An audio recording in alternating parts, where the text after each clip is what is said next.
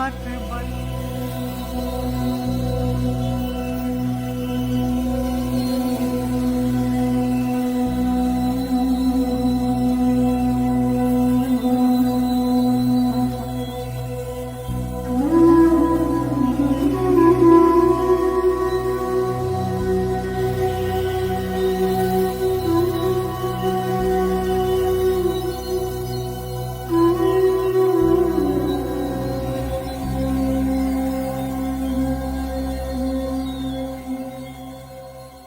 बिस्मिल्लाहिर्रहमानिर्रहीम। मुअज़्ज़िज़ सामिन इकराम, अस्सलामु अलैकुम। वाक़यात शहादत हज़रत इमाम हुसैन अलैहिस्सलाम पर मबनी प्रोग्राम शहीद इब्न शहीद के साथ आपका मेज़बान परवेज़ दुरानी आपकी खिदमत में हाजिर है। सामिन मोहतरम, तारीख़ी वाक़यात पर मबनी ये प्रोग्राम हॉट FM 89 लैया के लाइव स्टूडियो से आप तक पहुंच रहा है। इसके साथ साथ ये programme FM 97 Khanewal, FM 98 lodhra Bahawalpur, FM 99 रहीम यार खान और FM 100 अहमदपुर शर्किया में भी सुना जा रहा है। अपना फीडबैक देने के लिए आप डायल कर सकते हैं हमारे फ़ोन नंबर्स 0606 430 345, 0303 240089। आज का ये प्रोग्राम हॉट FM 89 लैया के फेसबुक पेज पर बराह रास्त आप समाअत फरमा सकते हैं और वहाँ पर भी अपने कमेंट्स हम तक भेज सकते हैं।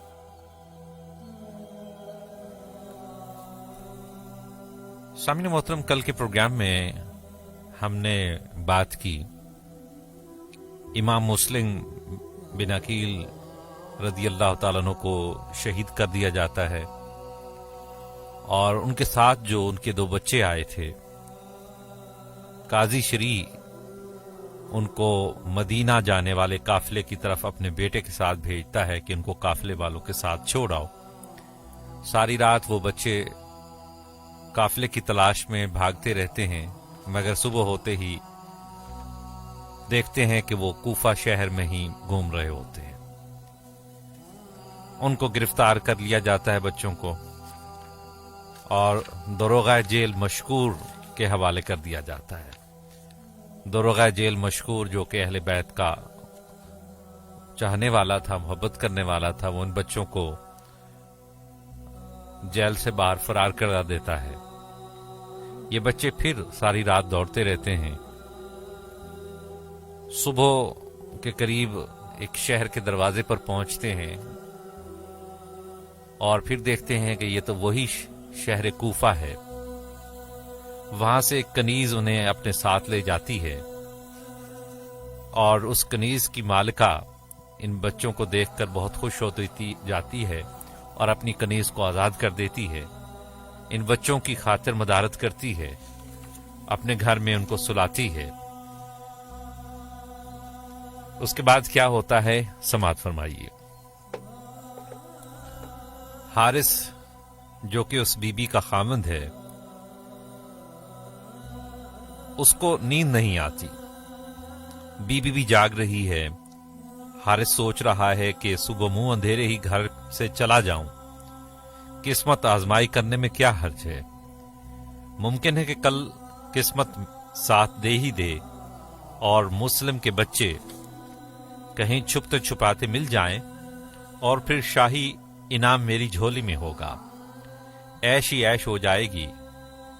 नेक बीवी सोच रही है, या अल्लाह अहले बैत के साथ मेरी मोहब्बत दागदार ना हो जाए। बच्चे समझेंगे कि मैंने उनके साथ धोखा किया है। मासूम शहजादों के दिल टूट जाएंगे, यतीमों की आह निकल जाएगी। या अल्लाह, मजलूमों की आह से अर्श भी कांप उठता है। मुझे इस इम्तिहान में ना डालना। शहजादों की हिफाजत फरमाना। अपनी अपनी सोच है, अपना अपना रास्ता। ये फितरत की निरंगियां हैं। एक ही घर में नूर भी है और नार भी, फूल भी हैं और खार भी, प्यार भी है اور ظلم بھی، شرافت بھی ہے اور شرارت بھی، ہدایت بھی ہے اور گمراہی بھی، روشنی بھی ہے اور تاریکی بھی، محبت بھی ہے اور عداوت بھی۔ بیوی بچانا چاہتی ہے اور شوہر مارنا چاہتا ہے۔ بیوی اہل بیت کی خادمہ ہے، شوہر اہل بیت کا دشمن۔ بیوی جن کے ملنے کی خوشی میں کنیز کو آزاد کر دیتی ہے، شوہر ان کو ضائع کر کے انعام حاصل کرنا چاہتا ہے۔ ایک طرف تریاک ہے، دوسری طرف زہر، ایک طرف حیات ہے اور دوسری طرف موت، ایک طرف پیکر انسانیت ہے، دوسری طرف شیطانیت ہے۔ ایک ہی گھر کے ایک کمرے میں عقیدت کو بھی نیند نہیں آ رہی اور بغض بھی جاگ رہا ہے۔ یہی تو خدا کی شان ہے، یہی تو اسرار الہیہ ہیں، یہی تو قدرت کے راز ہیں، یہی تو قدرت کے بھید ہیں کہ جن کی تہ تک عقل اور خرد کی رسائی ناممکن اور محال ہے۔ ایک قصاب نے اپنا پیشہ ترک کرنے کی وجہ بتائی کہ مجھے صبح کسی گاہک کو گوشت دینا پڑتا تھا۔ تڑکے کے وقت ہے، 7-8 ماہ کا بکری کا بچہ جسے ذبح کرنا تھا وہ ٹانگیں پھیلائے پوری مستی میں سو رہا ہے۔ میرے ہاتھ سے چھری چھوٹ گئی۔ اس کے سونے کے انداز نے میرا دل تڑپا دیا، اور اس کے بعد میں کسی جانور کو ذبح کرنے کے تصور سے بھی کانپ جاتا ہوں۔ یہ دل بدل جانے کی بات ہے، ورنہ جانوروں کو ذبح کرنا منع نہیں ہے۔ سامعین، دونوں شہزادے سو رہے ہیں۔ تھکن کے بعد آرام کی نیند، معصومیت کی نیند، غم زدوں کی نیند۔ غم آنے پر بھی زیادہ نیند آتی ہے، بڑی ہی میٹھی نیند، پیاری پیاری خوابوں کی نیند، ابا سے ملاقات کی نیند، بڑی بھولی بھالی اور راحت کی نیند کہ تقدیر دونوں کو جھنجھوڑ کر جگا دیتی ہے۔ دونوں بے کس و یتیم دھاڑیں مار مار کر رونے لگتے ہیں۔ بچوں کی آواز سن کر بیوی کی دبی دبی چیخ نکل گئی۔ بے اختیار اس کے منہ سے نکلا، یا اللہ خیر ہو۔ حارث نے بھی بچوں کے رونے کی آواز سن لی تھی، لیکن خاموش رہا۔ ادھر بڑے شہزادے نے چھوٹے شہزادے کو زور سے سینے سے چمٹا لیا اور فرمایا، ابراہیم اب چلنے کی تیاری کرو۔ ابراہیم بولا، کہاں جانا ہے اس وقت بھائی؟ کیا پھر توڑنا پڑے گا؟ یہاں بھی ہمارا کوئی دشمن آ گیا ہے۔ باہر تو ابھی رات ہے بھائی جان، اندھیرا ہی اندھیرا ہے۔ ہائے، اس اندھیرے میں پھر بھاگنا پڑے گا۔ محمد بولا، نہیں پیارے بھائی، اب ہمیں دوڑنا نہیں پڑے گا۔ اب ہماری بھاگ دوڑ ختم ہو چکی ہے۔ اب ہماری مصیبتیں کٹنے والی ہیں۔ اب داغ یتیمی دھلنے والا ہے۔ اب جدائی کی گھڑیاں ختم ہونے والی ہیں۔ میں نے بڑا ہی پیارا خواب دیکھا ہے۔ میں نے دیکھا ہے کہ ایک بہت ہی خوبصورت باغ ہے، اس میں بڑا ہی پیارا تخت بچھا ہوا ہے، اس پر رسول پاک صلی اللہ علیہ وآلہ وسلم بیٹھے ہوئے۔ مجھے ابا نے بتایا کہ یہ رسول پاک ہیں، یہ تمہاری دادی ہیں، حضرت فاطمہ الزہرا ہیں، اور بھی بہت سارے لوگ تھے۔ سب کی صورتیں بڑی ہی پیاری تھیں۔ مجھے رسول پاک نے اپنی گود میں لے کر بہت پیار کیا۔ پھر ہمارے ابا جان کو مخاطب کر کے فرمایا، مسلم تم نے یہ کیا کیا؟ خود آ گئے اور ان معصوم یتیموں کو دکھوں کی دنیا میں چھوڑ آئے ہو۔ ابا جان نے رسول پاک صلی اللہ علیہ وآلہ وسلم کے قدموں کو بوسہ دے کر وعدہ کیا، حضور یہ صبح ہوتے ہی آپ کے حضور میں پہنچ جائیں گے۔ پھر وہ پیارا تخت اور خوبصورت باغ غائب ہو گیا۔ مجھے یقین ہے کہ ہم صبح ہوتے ہی شہید کر دیے جائیں گے اور پھر ابا جان سے ملاقات کریں گے۔ پیارے بھائی، جب ابا جان ہی پاس نہیں ہیں تو اس جینے میں کیا رکھا ہے؟ ہمیں اس دکھوں اور مصیبتوں کی دنیا سے کیا لینا ہے؟ چھوٹے بھائی نے سنا تو چیخ نکل گئی۔ بڑے نے چھوٹے کی یہ حالت دیکھی تو وہ بھی زاروں قطار رونے لگا۔ حارث ان کی درد میں ڈوبی ہوئی آواز کو بغور سنتا رہا۔ اسے اس کی بیوی کی طرف سے آنے والی سسکیوں اور آہوں کی آواز بھی مسلسل سنائی دیتی رہی۔ بی بی اٹھنا چاہتی تھی لیکن اس ڈر سے نہ اٹھتی تھی کہ کہیں حارث کو شک نہ ہو جائے۔ عجیب کرب کی کیفیت میں کروٹ پر کروٹ بدل رہی ہے۔ انسان کی سوچ اپنی اپنی جگہ ہے اور تقدیر کا وار اپنی جگہ۔ حارث اپنی بیوی سے پوچھتا ہے کہ یہ رونے کی آواز کہاں سے آ رہی ہے؟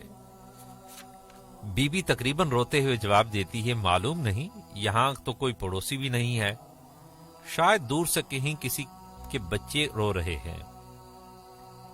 حارث بولتا ہے، مجھے تو یوں معلوم ہوتا ہے کہ جیسے یہ آواز ہمارے ہی گھر سے آ رہی ہے، اور یہ تو بتاؤ کہ تمہیں نیند کیوں نہیں آ رہی اور تم سسکیاں کیوں بھر رہی ہو؟ حارث کی بیوی بولی، خدا جانے، بس نیند نہیں آ رہی، جسم ٹوٹتا ہے، شاید بخار ہو گیا ہے۔ حارث خاموشی سے اٹھ بیٹھتا ہے اور پھر اس کمرے کی جانب جاتا ہے جہاں دونوں شہزادوں کے رونے کی آواز آ رہی تھی۔ اس کی بیوی بھی بے قرار ہو کر اس کے پیچھے دوڑتی ہے۔ حارث کو دیکھ کر بچے سہم کر چپ ہو گئے۔ بچوں تم کون ہو؟ حارث نے پوچھا۔ بچوں کی بجائے اس کی بیوی نے جواب دیا کہ یہ تو حضرت مسلم کے شہزادے ہیں، میں نے کہا سو رہے ہوں گے، تمہیں صبح ملاؤں گے۔ حارث بولا، ہم پر یہ خدا نے فضل کیا ہے کہ اہل بیت مصطفیٰ صلی اللہ علیہ وآلہ وسلم کے شہزادے ہمارے مہمان ہیں۔ ایک دو روز ہم ان کی خدمت کر کے اللہ اور اس کے رسول صلی اللہ علیہ وسلم کی خوشنودی حاصل کریں گے اور پھر ان کو کسی طرح سے مدینہ پہنچا دیں گے۔ حارث کی بیوی بولی، پیارے حارث، ان کا آنا ہمارے لیے باعث رحمت خداوندی ہے، ہمارے سب دکھ دور ہو جائیں گے۔ پتہ نہیں یہ کیوں رو رہے تھے، دیکھو تو صحیح، پھول سے چہرے رو رو کر مرجھائے ہوئے ہیں۔ آگے بڑھو، ان کو پیار کرو اور تسلی دو کہ ہم تمہیں جلد ہی مدینہ پہنچا دیں گے۔ یہ شاید اس لیے رو رہے ہیں کہ یتیمی کا داغ تازہ تازہ لگا ہے، زخم ابھی ہرے ہیں، تازہ زخم جلدی دکھ جاتے ہیں۔ آگے تو بڑھو پیارے حارث، تم چپ کیوں ہو؟ آگے بڑھ کر ان سے پیار کرو، تمہیں اللہ اس کا بہت بڑا اجر دے گا۔ وہیں کھڑے کھڑے حارث نے کہا، سو جاؤ بچوں، رو رو کر ہماری نیند کیوں حرام کرتے ہو؟ اس کی بیوی تسلی دینے کے لیے آگے بڑھتی ہے تو اس کا ہاتھ کھینچ کر اپنے کمرے میں آ جاتا ہے۔ کمرے میں آ کر حارث نے بیوی کو مخاطب کیا کہ تم نے جان بوجھ کر مجھ سے پردہ رکھنے کی کوشش کی ہے، جو اچھی بیوی کے لیے جائز نہیں، پھر بھی میں تمہیں معاف کرتا ہوں۔ تم نے اپنی سب باتوں میں کام کی صرف ایک بات کی ہے کہ ان بچوں کے آنے سے ہمارے گھر میں رحمت خداوندی آ جائے گی۔ میں تمہاری اس بات سے اتفاق کرتا ہوں کہ تم نے واقعی سچ کہا۔ صبح میں ان بچوں کے سر کاٹ کر ابن زیاد کے دربار میں پیش کروں گا اور وہاں سے اس قدر مال و دولت حاصل کروں گا کہ ہمارے عیش ہو جائیں گے اور مزے سے ساری زندگی بسر کریں گے۔ بس یہی رحمت خداوندی ہے جو ان کی آمد سے ہمارے گھر میں آئے گی، اور یہ بھی ہماری خوش قسمتی کی انتہا سمجھو کہ میں کل سارا دن ان بچوں کو تلاش کرتا رہا، بلکہ رات کا کافی حصہ انہی کی جستجو میں بھاگ دوڑ کرتا رہا۔ خدا کسی کی محنت ضائع نہیں کرتا، اس نے میری محنت کا یہ صلہ دیا کہ ان دونوں کو میرے گھر میں بھیج دیا، گویا شکار خود شکاری کے پاس پہنچ گیا۔ شوہر کی وحشت ناک اور ہولناک گفتگو سن کر بیوی کا کلیجہ ہل جاتا ہے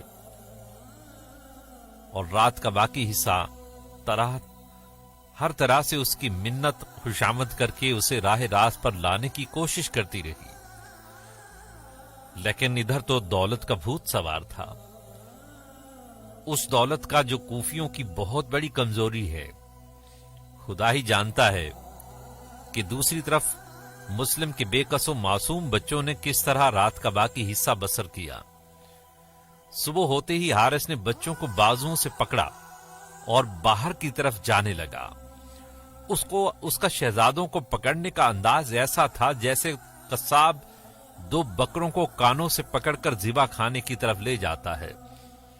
کانوں کو زور سے پکڑے رکھتا ہے کہ ذبیحے بھاگ نہ جائیں۔ حارث کی بیوی بچوں کو بچانے کے لیے جو کچھ بھی کر سکتی تھی کر گزری۔ اس نے ہر طریقہ سے اس خونی درندے سے بچوں کو چھڑانا چاہا لیکن کامیاب نہ ہو سکی۔ آخر اس نے فیصلہ کیا کہ بچوں کو بچانے کے لیے جان کی بازی لگا دو۔ یہ سوچ کر آگے بڑھی اور حارث کو روک کر کہنے لگی، ظالم، اگر تو ان بچوں کو قتل کرنا ہی چاہتا ہے تو پہلے مجھے قتل کر۔ میں دنیا سے اپنے ساتھ اہل بیت مصطفیٰ کے ساتھ غداری کے کلنک کا ٹیکا نہیں لے جانا چاہتی۔ حارث پر لالچ کا بھوت سوار تھا۔ اس پر کوئی حربہ کارگر ثابت نہیں ہو سکتا تھا۔ لالچ انسان کو اندھا کر دیتی ہے، پاگل بنا دیتی ہے، اس کے سوچنے سمجھنے کی صلاحیت بیکار کر دیتی ہے، اس کا دماغ معوف کر دیتی ہے، وہ اپنے پرائے کی تمیز سے بے بہرا ہو جاتا ہے، وہ اندھا ہو جاتا ہے، پاگل ہو جاتا ہے۔ حارث بھی اندھا اور پاگل ہو گیا تھا۔ اس نے شدت غیظ سے تلوار کھینچی اور اس دنیا کی پاک باز حور اور نیک بی بی پر وار کر دیا۔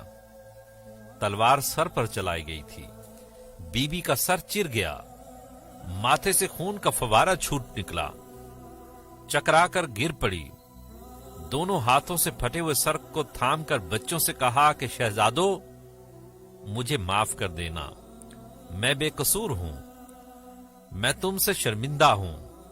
یتیموں، تم میرے گھر سے مقتل کی طرف جا رہے ہو، کاش میں آپ کو گھر میں ہی نہ لاتی۔ سر سے خون کے دھارے بہتے رہے۔ حارث نے اسے پاؤں کی ٹھوکر ماری اور بے کس یتیموں کو زلفوں سے پکڑ کر کھینچتا ہوا آگے بڑھ گیا۔ اس کی پاک باز کی درد میں ڈوبی ہوئی آواز آتی ہے، اس کی درد میں ڈوبی ہوئی آواز آتی رہی، محمد عربی کے شہزادوں، مجھے معاف کر دینا، قیامت کے دن میری شکایت نہ کرنا، میں بے قصور ہوں مگر نادم ہوں، یا اللہ مجھے معاف کر دے۔ یہ کہا اور بے ہوش ہو گئی۔ معصوم بچوں کے سامنے حارث کی بیوی پر وار ہوا تھا، اس وار نے ان کے دل ہی چیر دیے، ان کے دلوں سے ہوک اٹھی اور ایسی ہوک کے ساتھ یہ خیال بھی آیا کہ کاش یہ ظالم ہمیں قتل کر دیتا اور اس پاک باز بی بی کو کچھ نہ ہوتا، ہمیں تو قتل ہونا ہی تھا۔ وہ بیچاری بھی ہماری تقدیر کی لپیٹ میں آ گئی۔ ابھی ان خیالوں میں ہی تھے کہ نہر کا کنارہ آ گیا۔ حارث نے بڑے شہزادے کو کہا کہ لیٹ جاؤ۔ بڑا بھی لیٹنے ہی والا تھا کہ پہلے چھوٹا لیٹ گیا اور کہا کہ پہلے مجھے قتل کر دو، میں بھائی کو قتل ہوتا نہیں دیکھ سکتا۔ بڑے نے کہا رک جاؤ، پہلے مجھے قتل کرو۔ معصوم محبت کا یہ انداز دیکھ کر حوروں کی چیخیں نکل گئی، آسمان کا کلیجہ پھٹ گیا، عرش خداوندی کو لرزہ آ گیا، فرشتے تل ملا کر رہ گئے، زمین کو زلزلہ آ گیا، کائنات عالم کانپ اٹھی، لیکن بے رحم حارث کو رحم نہ آیا۔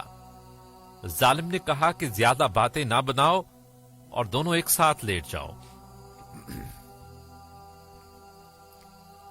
نبی کے تارے علی کے دلارے حسین کے پیارے، مسلم کے یتیم عقیل کے پوتے، محبت کے شاہکار، اہل بیت مصطفیٰ کی بہار ایک دوسرے کو سینے سے لگا کر ایسے لیٹ گئے جیسے بستر پر آرام کرنے کے لیے لیٹے ہوں۔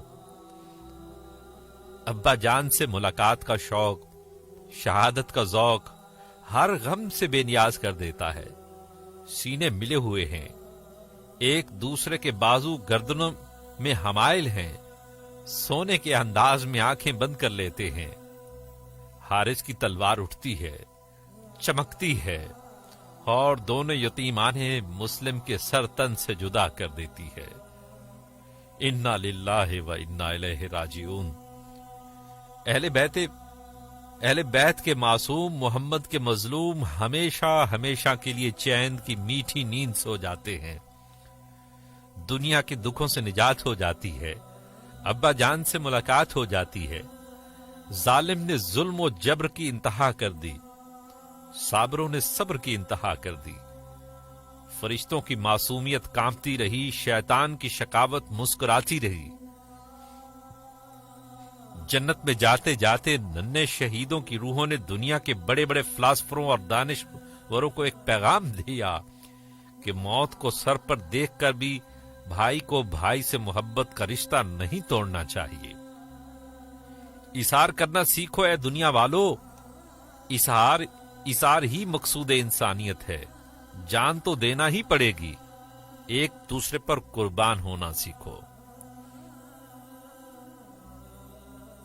शैतान हारिस ने यतीमों के धड़ों को नहर में फेंक दिया। ये वही नहर फरात है जिसका पानी शहीदों के लिए बंद कर दिया गया था। अरे अहले बैत मुस्तफा इस नहर का पानी कैसे पी सकते थे जिसमें मुस्लिम के यतीमों का खून मिला हुआ था। हारिस ने सर उठाए और तश्त में सजाकर इब्ने ज़ियाद के पास ले गया। तश्त उसके सामने रखकर ऊपर से रुमाल उठाकर हाथ बांधकर खड़ा हो गया और दिल में इनाम मिलने की खुशी से लड्डू फूट रहे थे। इब्ने ज़ियाद ने शहजादों के सर देकर पूछा, ये क्या है? हुजूर, ये मुस्लिम के बच्चों के सर हैं, बड़ी मुश्किल से पकड़े गए हैं। हारिस ने खुश होकर कहा। इब्ने ज़ियाद ने गुस्से में कांपते हुए कहा, तुम्हें किसने कहा था बच्चों के सर काट कर लाओ? अरे ओ अहमक, मुझसे यजीद ने जिंदा बच्चे मांगे हैं, सर नहीं मांगे। हरामजादे, तुमने उन्हें कत्ल क्यों किया है? हारिस कांपने लगता है। कांपते कांपते कहा कि गलती हो गई जनाब, माफ कर दीजिए। इब्ने ज़ियाद ने और गुस्से में आकर कहा कि यह गलती माफ नहीं हो सकती। जलाद, ले जाओ इसको, चुराहे में गाड़ कर इस पर खूनखार कुत्ते छोड़ दो और इसकी यही सजा है। इब्ने ज़ियाद को बच्चों की शहादत का गम नहीं था, उसे यजीद की तलबी का डर था। जो कुछ भी था, यह कुदरत का इंतकाम था, फितरत खामोश का इंतकाम, मासूम बच्चों की मासूम रूहों का इंतकाम। कातिल को कत्ल होना ही पड़ता है, जालिम को अपने जुल्म का बदला वसूल करना ही पड़ता है। यह निजाम कुदरत है, इसे कोई तब्दील नहीं कर सकता। जालिम को जुल्म करने के लिए वक्त दिया जा सकता है, लेकिन उस पर गिरफ्त कायम रहती है। उसके लिए कुदरत का शिकंजा तैयार रहता है। सर लेने के बदले में सर देना ही पड़ता है। किसी के अरमानों का खून करके अपने अरमानों का लाशा उठाना ही पड़ता है। यह कानून फितरत है, यह कज़ा व कद्र का असूल है, यह कुदरत का अटल दस्तूर है। इसकी गिरफ्त से बचने का सवाल ही पैदा नहीं होता। कानून कुदरत को तोड़ा नहीं जा सकता, यह अजल से है और अबद तक रहेगा। दुनिया के बाद अभी आखिरत बाकी है, जहां जर्रे जर्रे का हिसाब होगा। हारिस को कूफा के चौराहे में सीने तक गाड़ दिया गया और उस पर दही फेंककर खूनखार कुत्तों को छोड़ दिया गया। खूनखार कुत्तों ने इंसान नुमा कुत्ते के जिस्म की टिक्का बोटी कर दी। जालिम को जुल्म की सजा मिल गई, फितरत खामोश को सुकून हासिल हो गया। कज़ा व कद्र ने अपना इंतकाम ले लिया। यौम हिसाब अभी बाकी है।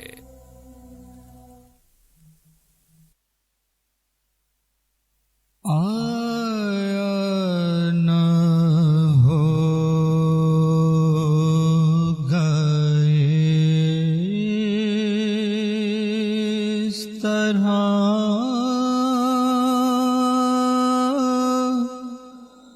हुस्नो शबाब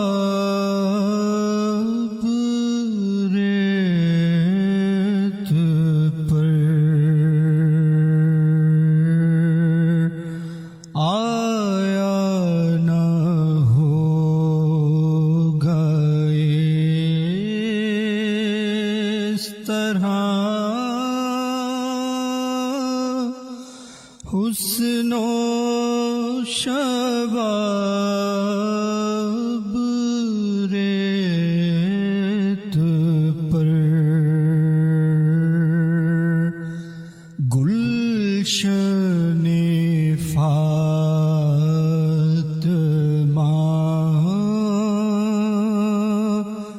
کہ تھے سارے گلاب ریت پر، جانے بطول کے سوا کوئی نہیں کھلا سکا، جانے بطول کے سوا کوئی نہیں کھلا سکا، قطرۂ آب کے بغیر اتنے گلاب ریت پر، قطرۂ آب کے بغیر اتنے گلاب ریت پر، در سے حسین آپ کو میں جو کہوں بے ادب، در سے حسین آپ کو میں جو کہوں بے ادب، لمس حسین کو وہاں ترسا ہے آب ریت پر،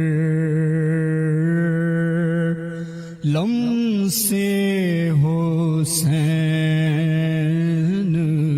کو وہاں ترسا ہے آب ریت پر، عشق میں کیا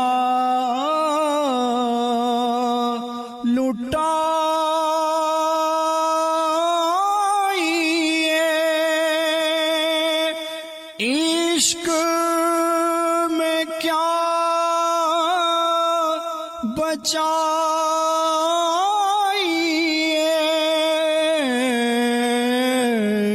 عشق میں کیا لٹائیے،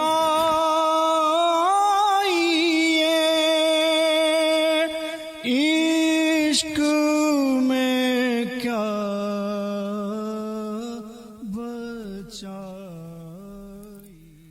سامنے محترم حضرت مسلم رضی اللہ تعالیٰ عنہ نے یکم ذی الحجہ سن 60 ہجری کو کوفہ سے خط لکھا تھا. تیز رو قاصد دن رات ایک کر کے 8 ذی الحجہ کو دربار امام علی مقام میں پہنچ گیا.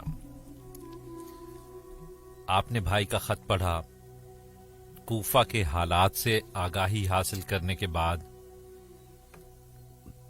اہل بیت کو نئے سفر پر تیاری کرنے کا حکم دیا۔ 8 ذوالحجہ کی صبح درخشاں طلوع ہوتی ہے۔ کائنات ارضی کے گوشہ گوشہ سے آئے ہوئے فرزندان توحید منا کو جانے سے پہلے شہزادے مصطفیٰ صلی اللہ علیہ السلام کی زیارت کو جوک در جوک آ رہے ہیں، لیکن آپ کی کوفہ کی تیاری دیکھ کر حیران ہو کر زبان حال سے کہتے ہیں، اے تماشا گاہ عالم روئے تو کجا بہرے تماشا می روئی۔ 8 ذی الحجہ کو مکہ معظمہ میں کیا ہوتا ہے، یہ وہی لوگ بتا سکتے ہیں جو حج کی سعادت سے مشرف ہو چکے ہیں۔ ملک سے آئے ہوئے لوگ سفید احراموں کے ایک ہی جیسے لباس میں مساوات اسلامی کا کامل نمونہ بن کر حرم کے اندر اور باہر شانہ بشانہ کھڑے ہوتے ہیں۔ یوں معلوم ہوتا ہے ایک ہے مسلم حرم کی پاسبانی کے لیے نیل کے ساحل سے لے کر تاب خاک کاشغر لبیک اللہم لبیک کی صدائیں ہیں۔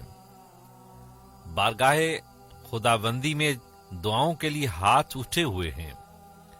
غلاف کعبہ کو تھام کر فریاد پر فریاد ہو رہی ہے۔ لوگ اپنے اپنے گناہوں کی گٹھلیاں ہاتھوں پر رکھے ہوئے رب کائنات کے حضور میں سر جھکائے کھڑے ہیں۔ عجیب میلہ لگا ہوا ہے۔ یہ وہ واحد مقام ہے جہاں عورتوں اور مردوں کے اختلاط کی اسلام نے اجازت دے رکھی ہے، لیکن کیا مجال کسی کی آنکھ میں کجی بھی آئے؟ لوگ تو پہلے ہی اپنے اپنے گناہوں پر سچے دل سے شرمندہ ہوتے ہیں، پھر گناہوں کا تصور کہاں؟ حرم کے اندر اور باہر ایک ملکوتی حسن چھا جاتا ہے۔ کوئی طواف کر رہا ہے، کوئی حجر اسود کو چوم رہا ہے، کوئی میزاب رحمت کو حسرت بھری نگاہوں سے دیکھ رہا ہے، کوئی زمزم سے پیاس بجھا کر دعا مانگ رہا ہے۔ حتیم میں نوافل ادا کیے جا رہے ہیں، مقام ابراہیم پر نمازیں پڑھی جا رہی ہیں، صفا و مروہ کی دوڑیں لگ رہی ہیں، ہر طرف نور کی چادر تنی ہے، رحمت الہی جوش میں ہے۔ ایسا رکت انگیز سما ہے کہ آنکھ خود بخود آنکھ میں آنسو جاری ہو جاتے ہیں۔ حج کا میلہ لگا ہوا ہے، لوگ دور دور سے مکہ معظمہ میں آ رہے ہیں، لیکن پیادہ پا 25 حج کرنے والے امام حسین آج نفلی حج کو چھوڑ کر مکہ معظمہ سے باہر جا رہے ہیں۔ عظیم ترین مقصد کے لیے حج سے بھی بڑا مقصد، جبھی تو اس مقصد پر حج کو قربان کیا جا رہا ہے۔ ظاہر کے حالات سے بھی آپ پوری طرح واقف تھے، اور باطن کے پردے میں بھی آپ کے سامنے اٹھے ہوئے تھے۔ آپ کے سامنے یزیدیت کا سیلاب تھا جسے روکنا بے حد ضروری تھا، اور اس سیلاب کو صرف جوانان اہل بیت کے لاشوں کے ٹکڑوں کا ہی بند باندھ کر روکا جا سکتا تھا۔ حرم میں خون گرانا امام نہیں چاہتے تھے کہ حرم محترم کا احترام قائم رہے اور میرے ہوتے ہوئے یہاں خون ریزی نہ ہونے پائے۔ شہزادہ کونین علیہ السلام کا مقصد تھا کہ حرم کا تحفظ حرم سے دور جا کر کیا جائے۔ آپ کو معلوم تھا کہ حرم میں ایک شخص کو مینڈے کی طرح ذبح کیا جائے گا۔ آپ حرم کی حرمت کو بچانا چاہتے تھے، آپ حرم کی زمین کو چھوڑ دینا چاہتے تھے۔ آپ کے دادا اسماعیل علیہ السلام نے حرم کی بنیادوں کو استوار کیا، آپ ان بنیادوں کو مضبوط کرنا چاہتے تھے۔ علامہ اقبال لکھتے ہیں، غریب و سادہ اور رنگین ہے داستان حرم، نہایت اس کی حسین ابتدا تھے اسماعیل۔ کوفیوں نے کہا تھا کہ ہمارا کوئی امام نہیں، ہم بے امام ہیں، ہماری دستگیری کیجیے، ہم یزید کو اپنا خلیفہ تسلیم نہیں کرتے، ہمیں سہارا دیجیے۔ جگر گوشہ رسول تھا، علی کا جگر پارا تھا، فاطمہ کا دولارا تھا، कैसे सहारा न देता, क्यों फरियाद रसी न करता। आया था ये ख्याल भी दिल में, आया था कि 2 दिन रुक कर नफली हज अदा कर लूं, लेकिन नाना की आवाज कानों में रस घोल रही थी कि हुसैन उठो, नफली हज की फिक्र ना करो, तुम्हें हज अकबर अदा करना है। लोग 10 जिलहिजा को मिन्ना में बकरों और मेंढों को कुर्बान करके तुम्हारे दादा इस्माइल की याद को ताजा करेंगे, लेकिन तुम 10 मुहर्रम को अपने बेटों की कुर्बानियां पेश करोगे, अपने भाइयों की कुर्बानियां दोगे, अपने भतीजों की कुर्बानियां दोगे, और फिर तुम कुर्बान होकर तकमीले ज़िब्ह अजीम करोगे। हुसैन, तुम्हारे दादा इस्माइल की कुर्बानियों का असर है कि अब तक लोग करोड़ों जानवरों को कुर्बान कर चुके हैं, और यह सिलसिला ता क़यामत जारी रहेगा। तुम्हारे दादा इस्माइल की जगह जानवर कुर्बान हुआ था। लोग जानवरों को ज़िबा करके उनकी याद बनाते हैं, लेकिन प्यारे हुसैन, तुम्हारी जगह मेंढा कुर्बान नहीं होगा। तुम तो उन मुकद्दस इंसानों की कुर्बानियां पेश करोगे जिनमें कुदसी सिफात होंगी, जिनके चेहरों पर मलाकुती हुस्न होगा, जिनके खून के हर कतरे से सदाए अल्लाह अकबर बुलंद होती होगी, जिनके दिलों में ईमान की हरारत और जिनके सीनों में शमाए सदाकत फरोजा होगी। फिर तुम्हारी इन कुर्बानियों का असर लामुतनाही हो जाएगा, सरमदी और अबदी हो जाएगा, और लोग तुम्हारी इन कुर्बानियों की याद बकरों और मेंढों को कुर्बान करने की बजाय अपनी जानें पेश करके मनाएंगे। माएं अपने बेटों की शहादत पर फख्र करेंगी, बाप अपना सरमाया हयात लुटते हुए देखकर खुश होंगे। अहले वफा शहीद होकर तुम्हारे परचम तले जमा होने के लिए बेकरार हो जाएंगे। कयामत तक हर दौर में नारा हुसैनियत बुलंद होता रहेगा। अहले हक अपनी जाने कुर्बान करके तुम्हें खराज अकीदत पेश करते रहेंगे। उनका खून तुम्हारे खून की सलामी के लिए मचल जाएगा, और तुम्हारा लहू उनके लहू में हरारत ईमानी भर देगा। उनके खून के हर कतरे में बुए वफा रच बस जाएगी। उन्हें हक व सदाकत की सरबुलंदियों से आगाही हासिल हो जाएगी, और सब तेरे तैयब व ताहर और मुकद्दस खून का असर होगा। उठो मेरे हुसैन, बकरों और मेंढों की कुर्बानी की बजाय अपने जिगर के टुकड़ों की कुर्बानियां पेश करो, अकबर व अस्कर की कुर्बानियां पेश करो, कासिम व अब्बास की कुर्बानियां पेश करो, औन व मोहम्मद की कुर्बानी पेश करो, अपने वफा परवर साथियों की कुर्बानियां पेश करो।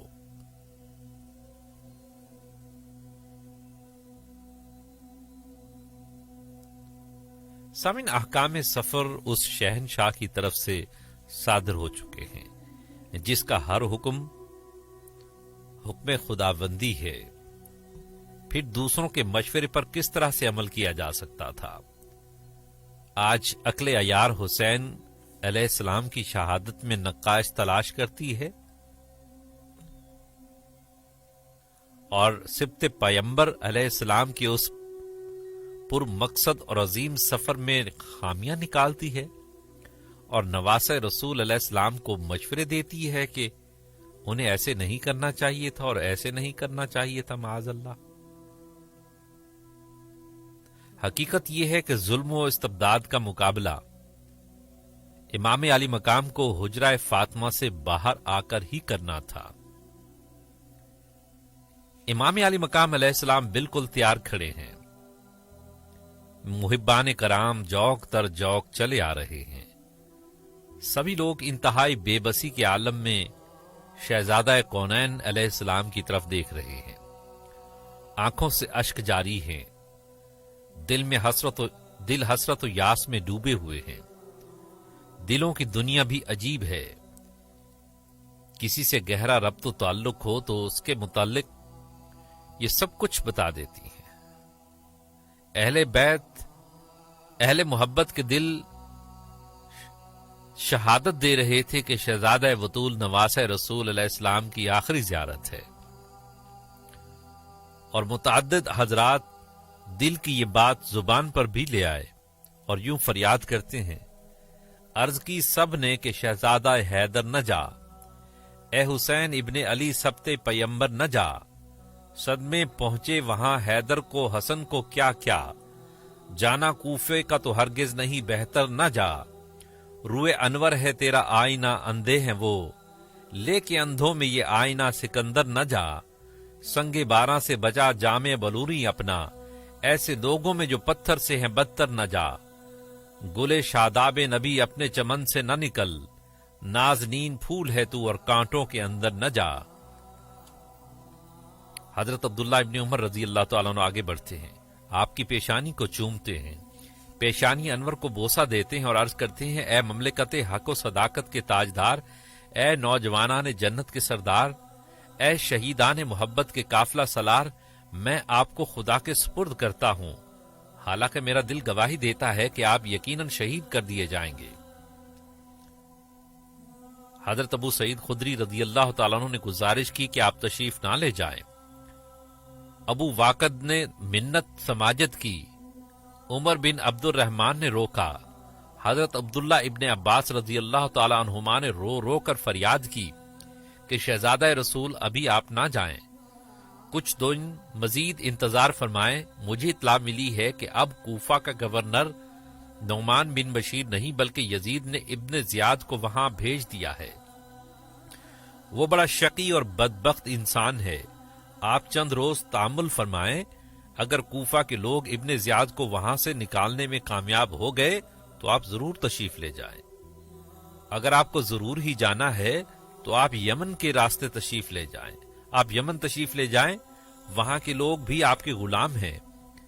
امام نے فرمایا کہ میں جانتا ہوں آپ میرے سچے ہمدرد ہیں، آپ کی ہر بات دل کی گہرائیوں سے نکلی ہوئی معلوم ہوتی ہے، میں آپ کی نصیحت اور شفقت کا شکر گزار ہوں، لیکن میں تو عزم صمیم کر چکا ہوں، میں کس طرح رک سکتا ہوں؟ حسین کا مصمم ارادہ کس طرح تبدیل ہو سکتا ہے؟ حضرت عبداللہ ابن عباس رضی اللہ تعالیٰ عنہما نے یہ غیر متزلزل کلمات سنی تو رو کر عرض کی، اے شہزادہ رسول، اگر آپ کا جانا اتنا ہی ضروری ہے تو بچوں کو ساتھ نہ لے جائیں، اہل بیت کو مکہ معظمہ میں چھوڑ جائیں، مگر آپ نے منظور نہ فرمایا۔ آپ کیسے منظور فرماتے؟ ان سب کا جانا تو اتنا ہی ضروری تھا جس قدر آپ کا جانا۔ آپ نے اپنے سچے بہی خواہوں اور سچے ہمدردوں سے فرمایا، میں آپ سب کا شکر گزار ہوں، مگر اب رک جانا امر محال ہے، مشیت خداوندی یہی ہے کہ میں مکہ معظمہ کو چھوڑ دوں، مجھے جانے دو، مجھے میرا فرض پکار رہا ہے۔ اے میرے غم گسارو، مہربانو مجھ کو جانے دو، مجھے نانا کے دی کی ڈوبتی کشتی بچانے دو، کسی کے روکنے سے ابن حیدر رک نہیں سکتا، یہ سر کٹ سکتا ہے، باطل کے آگے جھک نہیں سکتا، مجھے نانا کے حکم خاص کی تعمیل کرنے دو، منا کے فرض کی جا کر مجھے تکمیل کرنے دو، یہ دنیا کچھ نہیں، ایک صورت موہوم ہے سب کچھ، مجھے تم کیا بتاتے ہو، مجھے معلوم ہے سب کچھ۔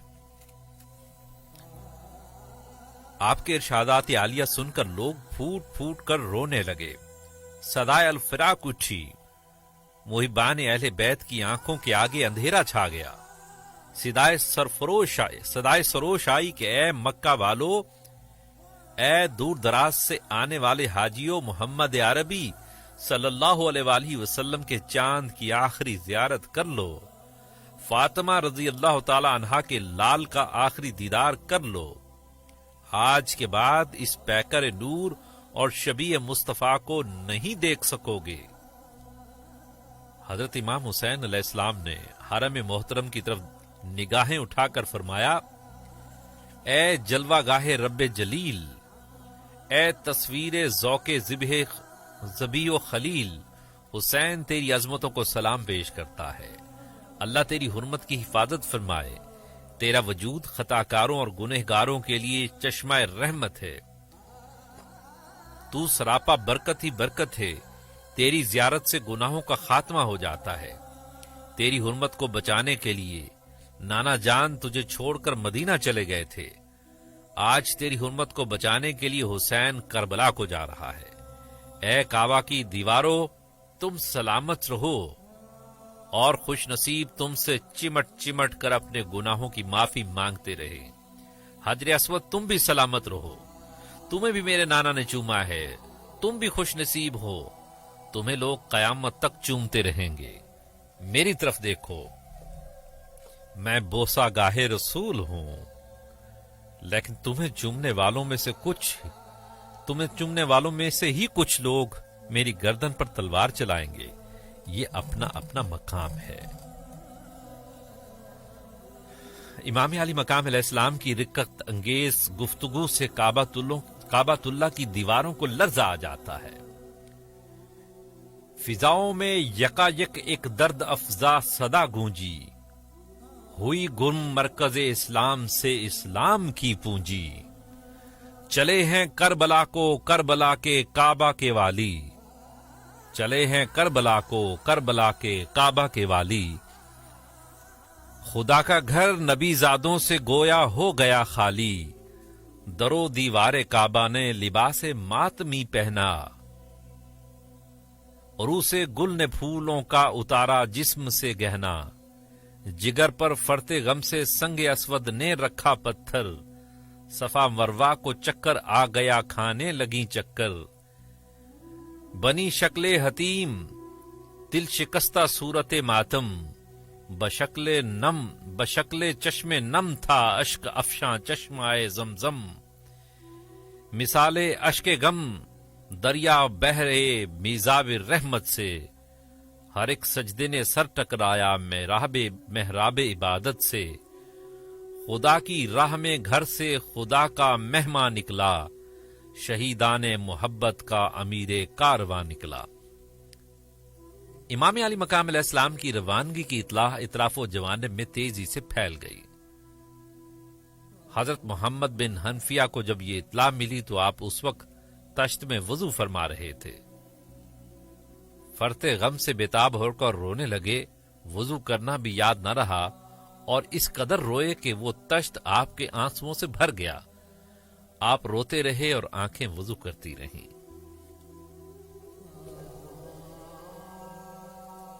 ایک بار اور مجھے گود میں لے لو بابا، ایک بار اور مجھے گود میں لے لو بابا،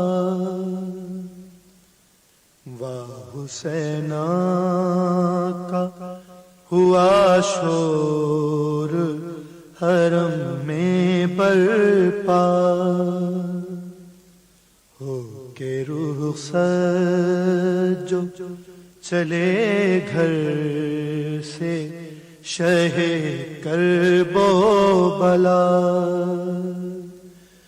کہہ کے یہ دوڑی سکینہ کہ ٹھہر جاؤ ذرا، ایک بار اور مجھے گود میں لے لو بابا، شہن بچی کا جو یہ حال پریشان دیکھا، رو کے فرمایا کہ کیا حال میری ماں ہے لقا، جوڑ کر نن سے ہاتھوں کو سکینہ نے کہا، ایک بار اور مجھے گود میں لے لو بابا، سوچتی ہوں کہ تماچے کوئی مارے نہ میرے، گوشوارے کوئی کانوں سے اتارے نہ میرے، وہم آتے ہیں میرے دل میں نہ جانے کیا کیا، ایک بار اور مجھے گود میں لے لو بابا، میں سمجھتی ہوں کہ یوں ہی مجھے بہلاتے ہو، تھا نہ معلوم کہ مرنے کے لیے جاتے ہو، تم ہمیشہ کے لیے ہوتے ہو اب مجھ سے جدا، ایک بار اور مجھے گود میں لے لو بابا، بابا سینے سے سکینہ کو لگاتے جاؤ، اب کہاں ہوگی ملاقات بتاتے جاؤ،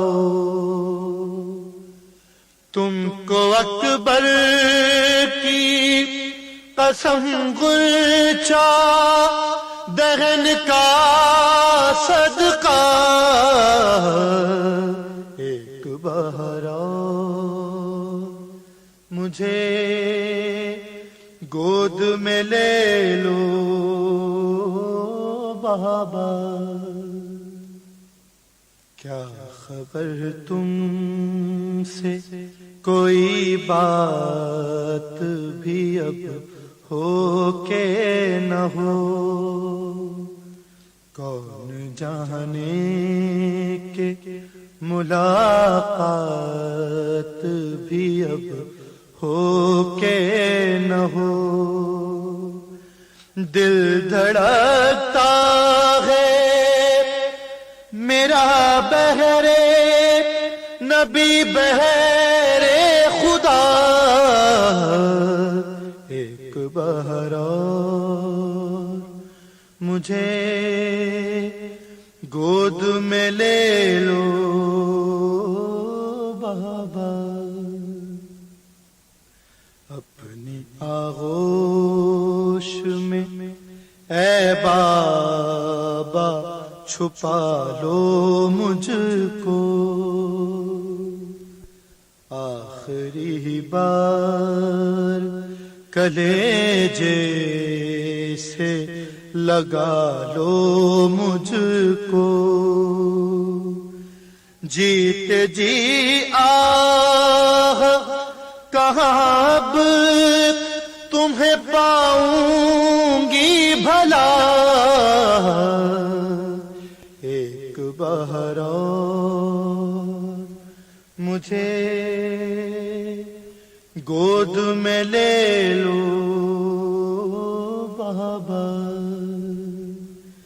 تم نہ آؤ گے تو اے بابا بہت جی سامنے محترم پروگرام شہید ابن شہید ہاٹ ایف ایم 89 دیا کے لائیو اسٹوڈیو سے آپ سماعت فرما رہے ہیں۔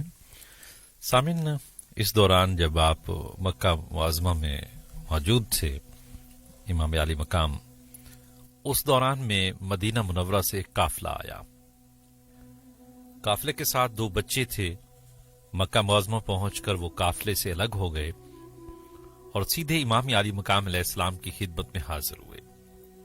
یہ بچے سیدہ زینب صلوات اللہ علیہا کے جگر کے ٹکڑے حضرت اون اور حضرت محمد رضوان اللہ علیہم اجمعین تھے۔ مامو جان کے حضور حاضر ہو کر ادب سے سلام عرض کیا۔ امام علی مقام علیہ السلام نے انتہائی شفقت اور محبت فرماتے ہوئے بھانجوں کو سینے سے لگا لیا اور آنے کا سبب پوچھا۔ بچوں نے عرض کیا کہ آپ کے نام اپنے والد گرامی کا خط لے کر آئے ہیں، اور پھر انتہائی ادب سے خط پیش کر دیا۔ آپ نے خط کھولتے ہوئے پوچھا، کہو سغرا کی طبیعت کیسی ہے؟ ہمیں یاد تو بہت کرتی ہوگی۔ حضرت اون نے بتایا کہ جناب سغرا اب بیماری سے تو بالکل صحت یاب ہو چکی ہیں، لیکن آپ سب کو اس شدت سے یاد کرتی ہیں کہ بیان نہیں کیا جا سکتا۔ دن رات آپ ہی کی گفتگو کرتی ہیں، کبھی بھائی جان علی اکبر کی باتیں، کبھی ننھے علی اصغر کی باتیں، کبھی اپنی امی کی باتیں اور کبھی ہماری امی کی باتیں۔ آپ کا ذکر تو بار بار کرتی ہیں۔ ہم جب مکہ معظمہ کو آنے لگے تو ہمارے گلے لگ کر روتی رہیں، آپ کو بہت بہت سلام کہتی ہیں، کہہ رہی ہیں کہ ہمارا سلام بھول نہ جانا بھائی۔ علی اکبر کے نام پیغام دیا تھا کہ آپ کا وعدہ کدھر گیا؟ اب مجھے لینے آؤ گے تو سغرا کی قبر سے ملاقات ہوگی۔ آپ کے نام رو رو کر پیغام دے رہی تھی، میرے بابا جان میرے حصے کا پیار بھی سکینہ ہی سے کر لینا، میں آپ کی کیا لگتی ہوں؟ پھر کہتی تھی کہ میں سکینہ سے جلتی نہیں، وہ تو میری جان ہے، اسے بہت بہت سلام کہنا۔ ننے علی اصغر کو میری طرف سے گود میں لے کر سینے سے چمٹا چمٹا کر پیار کرنا۔ امام علی مقام علیہ السلام نے سرد آ بھری اور خط پڑھنا شروع کر دیا۔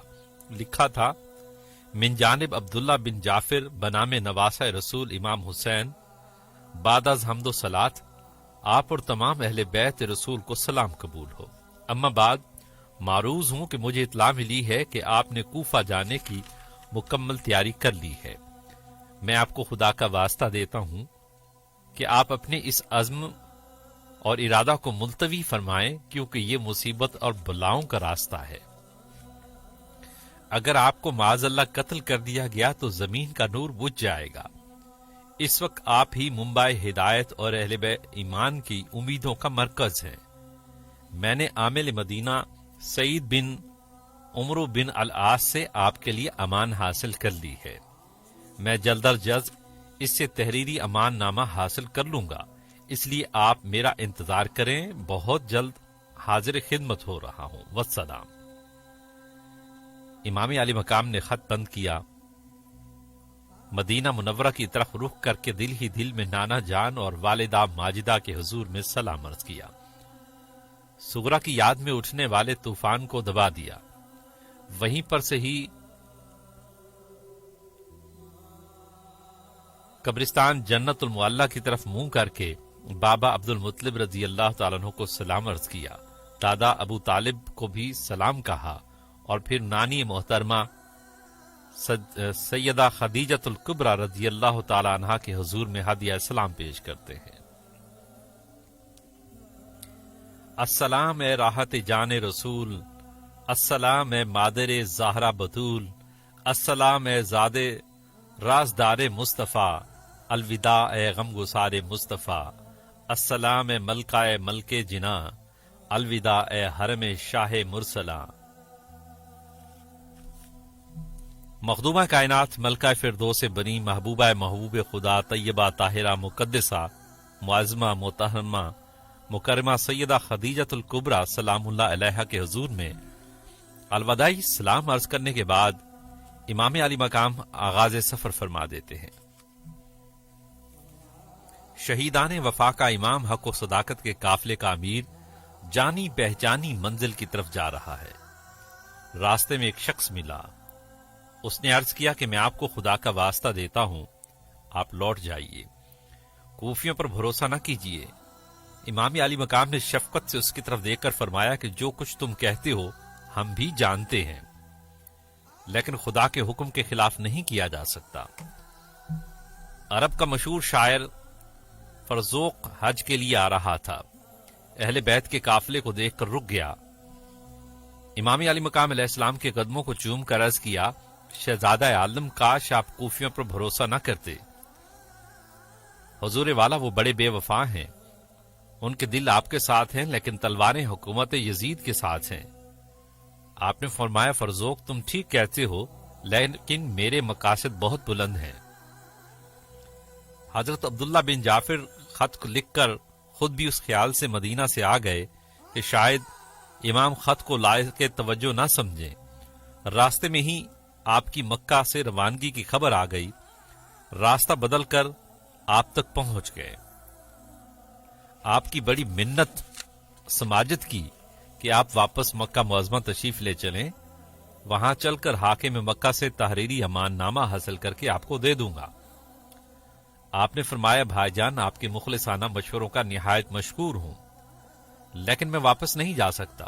مجھے نانا جان نے خواب میں ایک حکم دیا ہے، میں اسے ہر صورت میں پورا کروں گا، خواہ اس کا نتیجہ میرے حق میں نکلے یا میرے خلاف جائے۔ مایوس ہو کر حضرت عبداللہ بن جعفر رضی اللہ تعالیٰ عنہ اپنے بچوں اون و محمد کو آپ کے ساتھ رہنے کا حکم دے کر واپس آ گئے۔ کربلا کے مسافر جا رہے ہیں۔ امام علی مقام کا نانا جان سے مکمل رابطہ ہے، گنبد خضرا کے مکین نواسے کی ہر مقام پر رہنمائی فرما رہے ہیں۔ قافلہ آہستہ آہستہ اپنی منزل کی طرف بڑھ رہا ہے۔ حاکم مکہ سعید بن عمر بن العاص نے اگرچہ مکہ معظمہ میں رہائش کے دوران امام علی مقام سے کوئی تعرض نہیں کیا تھا، یعنی کوئی اعتراض نہیں کیا تھا، لیکن آپ کے روانہ ہوتے ہی اس نے ہر طرف سے ناکہ بندی کر دی۔ یزید کا بھی یہی حکم تھا کہ ابن علی کو کوفہ جانے سے ہر قیمت پر روکا جائے۔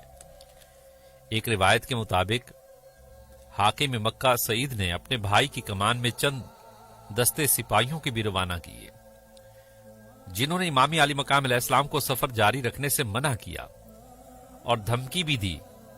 جب امام علی مقام علیہ السلام نے انکار فرمایا تو انہوں نے تلواریں نکال لیں، لیکن کربلا معلی میں پہنچنے سے آپ کو کون روک سکتا تھا؟ شہ سواران حسین کی تلواریں چمکی تو وہ لوگ جلدی شکست اٹھا کر بھاگ گئے۔ دوسری طرف ابن زیاد نے بھی تمام شاہراہوں پر ناکہ بندی کروا رکھی تھی۔ اس نے کوفہ سے قادسیہ اور قادسیہ سے خفان اور خفان سے قطقطانہ اور وہاں سے کوہ لعلا تک گھوڑ سوار دستے متعین کر رکھے تھے۔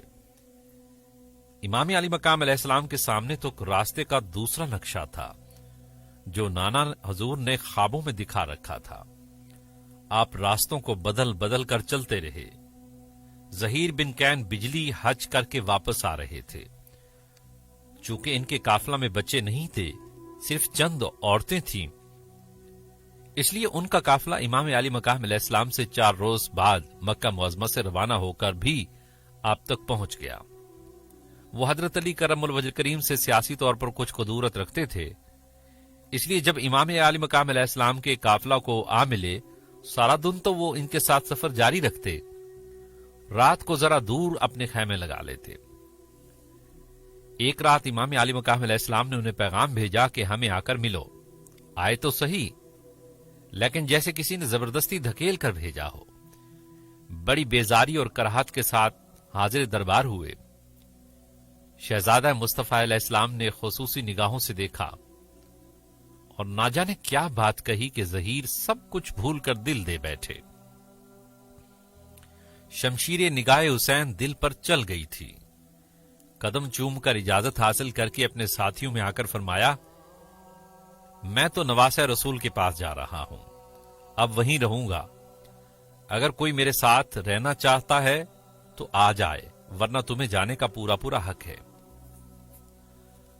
میں اب امام حسین کے ساتھ رہنا چاہتا ہوں، کیونکہ ایک شہر منجز پر ہم نے جہاد کیا، شہر فتح ہو گیا اور ہمیں بے شمار مال غنیمت حاصل ہوا۔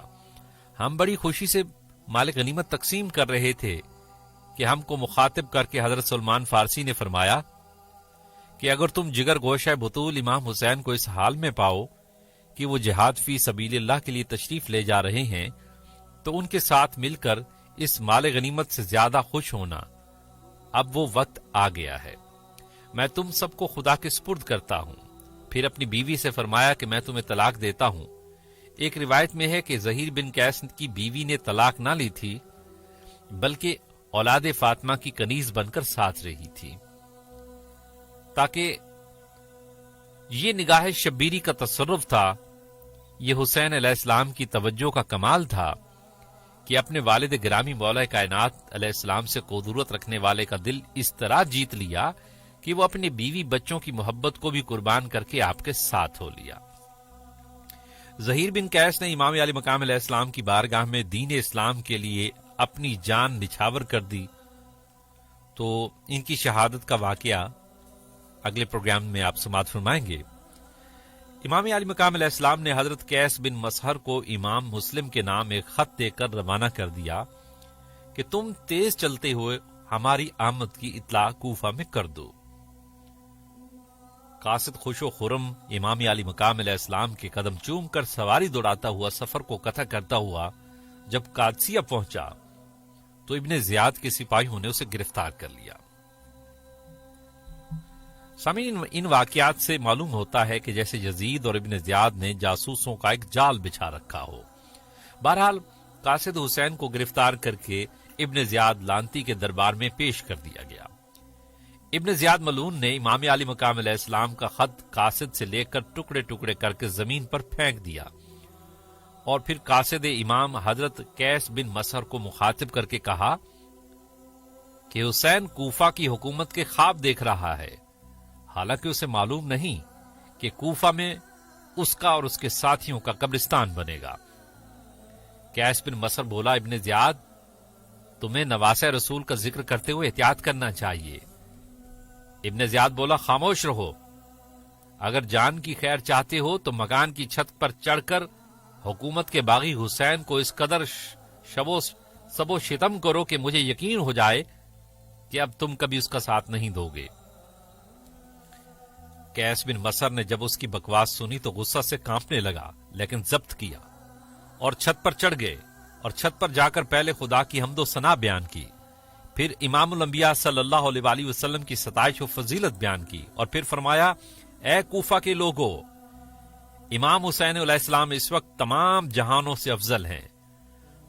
وہ رسول کریم صلی اللہ علیہ وآلہ وسلم کے نواسے اور ان کی تقدس مآب صاحبزادی سیدہ فاطمہ الزہرا سلام اللہ علیہا کے جگر کے ٹکڑے ہیں، اور ان کو خدا کے مقدس رسول صلی اللہ علیہ وآلہ وسلم نے جنت کے نوجوانوں کے سردار فرمایا ہے، اپنی خوشبو فرمایا ہے، آسمانوں کا گوشوارہ فرمایا ہے، اور فرمایا ہے کہ میں حسین سے ہوں اور حسین مجھ سے ہیں۔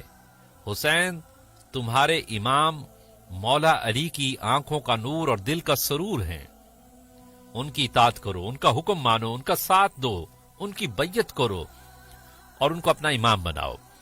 میں ان کا قاصد ہوں، اور میں ابن زیاد اور اس کے باپ پر لعنت بھیجتا ہوں۔ یہ اور یزید خدا رسول کے باغی ہیں۔ ابن زیاد نے چھت پر چڑھایا تھا کہ یہ حسین کو گالیاں دے گا، لیکن وہ خاندان نبوت کا شیدائی اور شمع اہل بیت کا پروانہ الٹا اسی پر برس پڑا۔ یہی تو مقصد حسین تھا کہ جابر حاکم کے سامنے علل اعلان کلمہ حق کہہ دو، سر جاتا ہے تو جائے مگر سچائی کہنا نہ جائے۔ حبدار حسین کے یہ جملے سن کر ابن زیاد کے تن بدن میں آگ لگ گئی۔ سپاہیوں کو حکم دیا کہ اسے چھت سے گرا دو۔ کوفی دیکھتے رہے مگر ان کے سینوں میں حرارت پیدا نہ ہو سکی۔ جناب قیس بن مسہر نے سپاہیوں کو اپنی طرف آتے دیکھا تو مکہ معظمہ کے راستے پر نظر جما کر عرض کیا کہ اے شہزادہ کونین، اے جگر گوشہ رسول، اے جگر پارہ بطول، اے امام برحق امام حسین، آپ کی محبت اور آپ کی تربیت کا تقاضا یہی تھا جسے میں نے پورا کر دیا۔ میں نے آپ کے نسب العین کو سامنے رکھتے ہوئے کلمہ حق کہہ دیا ہے جس کے صلہ میں قتل کیا جا رہا ہوں۔ میرے آقا غلام کی یہ قربانی قبول ہو۔ مجھے یہ سزا آپ سے محبت کرنے کے جرم میں مل رہی ہے۔ آپ بھی توجہ فرما کر اپنے دیوانے کا انداز محبت ملاحظہ فرمائے۔ ابن زیاد جلاد کے سپاہی آتے ہیں اور پروانہ شمع حسینی کو دھکا دے کر نیچے گرا دیتے ہیں۔ نیچے عروسہ شہادت باہیں پھیلائے کھڑی تھی۔ آپ گرے اور حیات ابدی کے مالک بن گئے۔ انا للہ و انا الیہ راجعون۔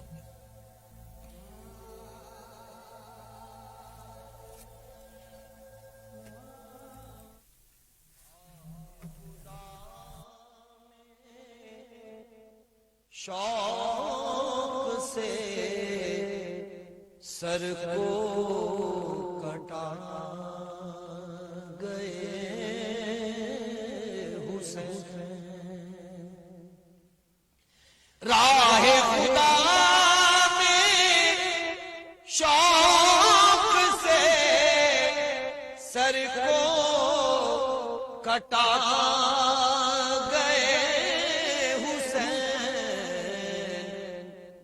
کی رضا کے واسطے گھر کو لٹا گئے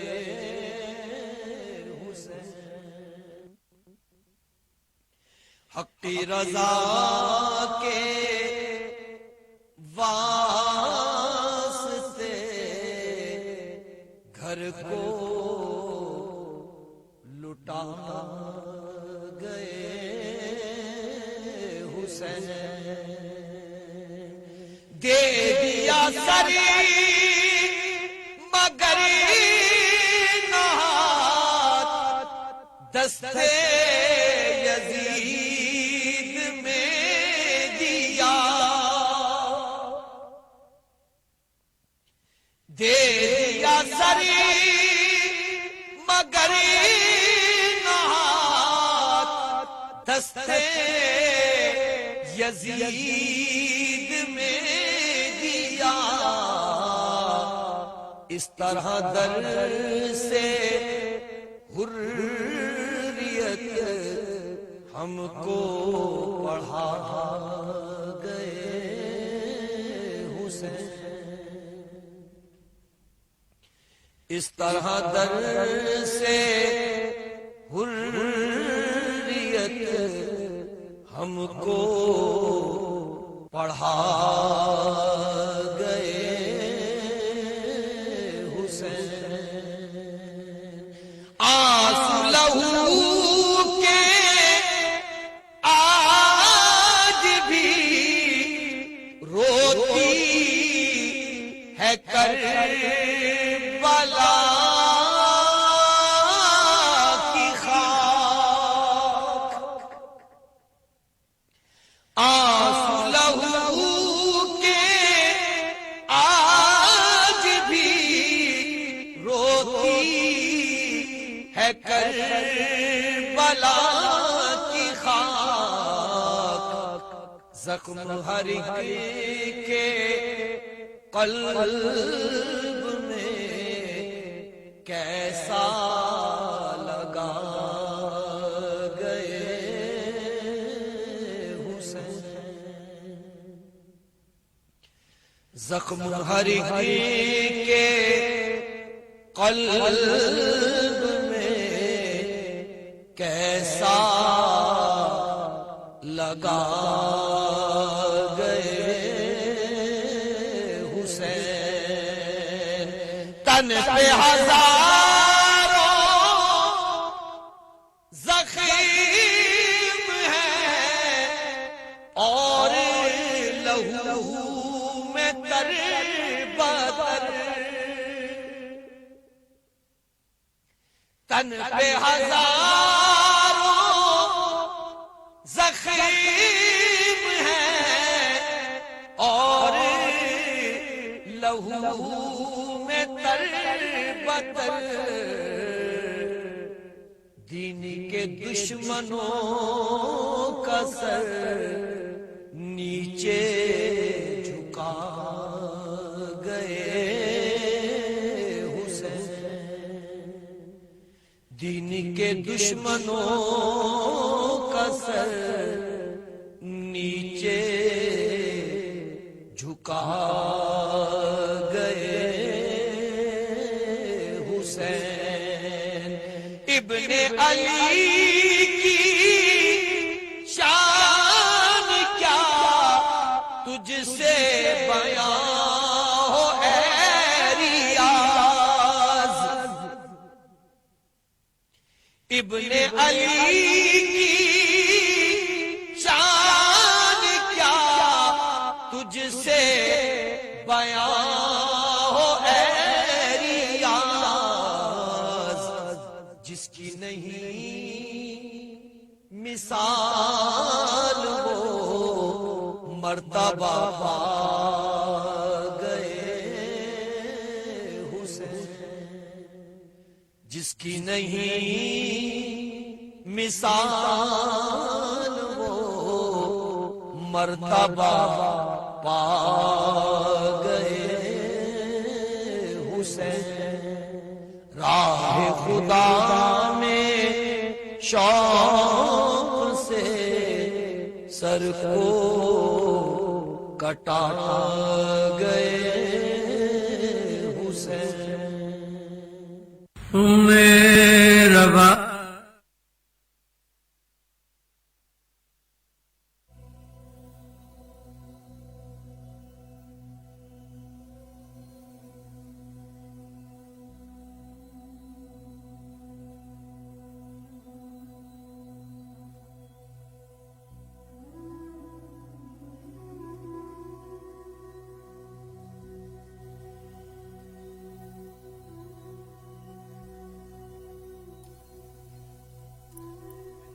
امام علی مقام علیہ السلام کا قافلہ مقام ثعلبہ پر پہنچ جاتا ہے۔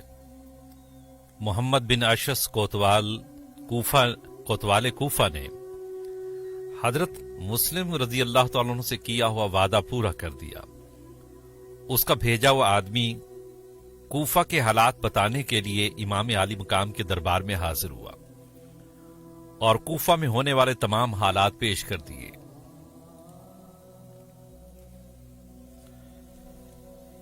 امام علی مقام نے حضرت ہانی رضی اللہ تعالیٰ عنہ اور حضرت امام مسلم رضی اللہ تعالیٰ عنہ کی شہادت کی جان کا خبر سنی تو بے ساختہ آنکھوں میں آنسو آ گئے۔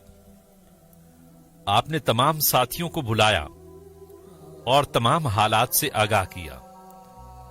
ساتھیوں نے سنا تو تڑپ کر رہ گئے۔ امام مسلم کے صاحبزادوں کی موت کی خبر نے سینوں پر چھریاں چلا دی۔ ہر فرد غم و اندوہ کی تصویر بن گیا۔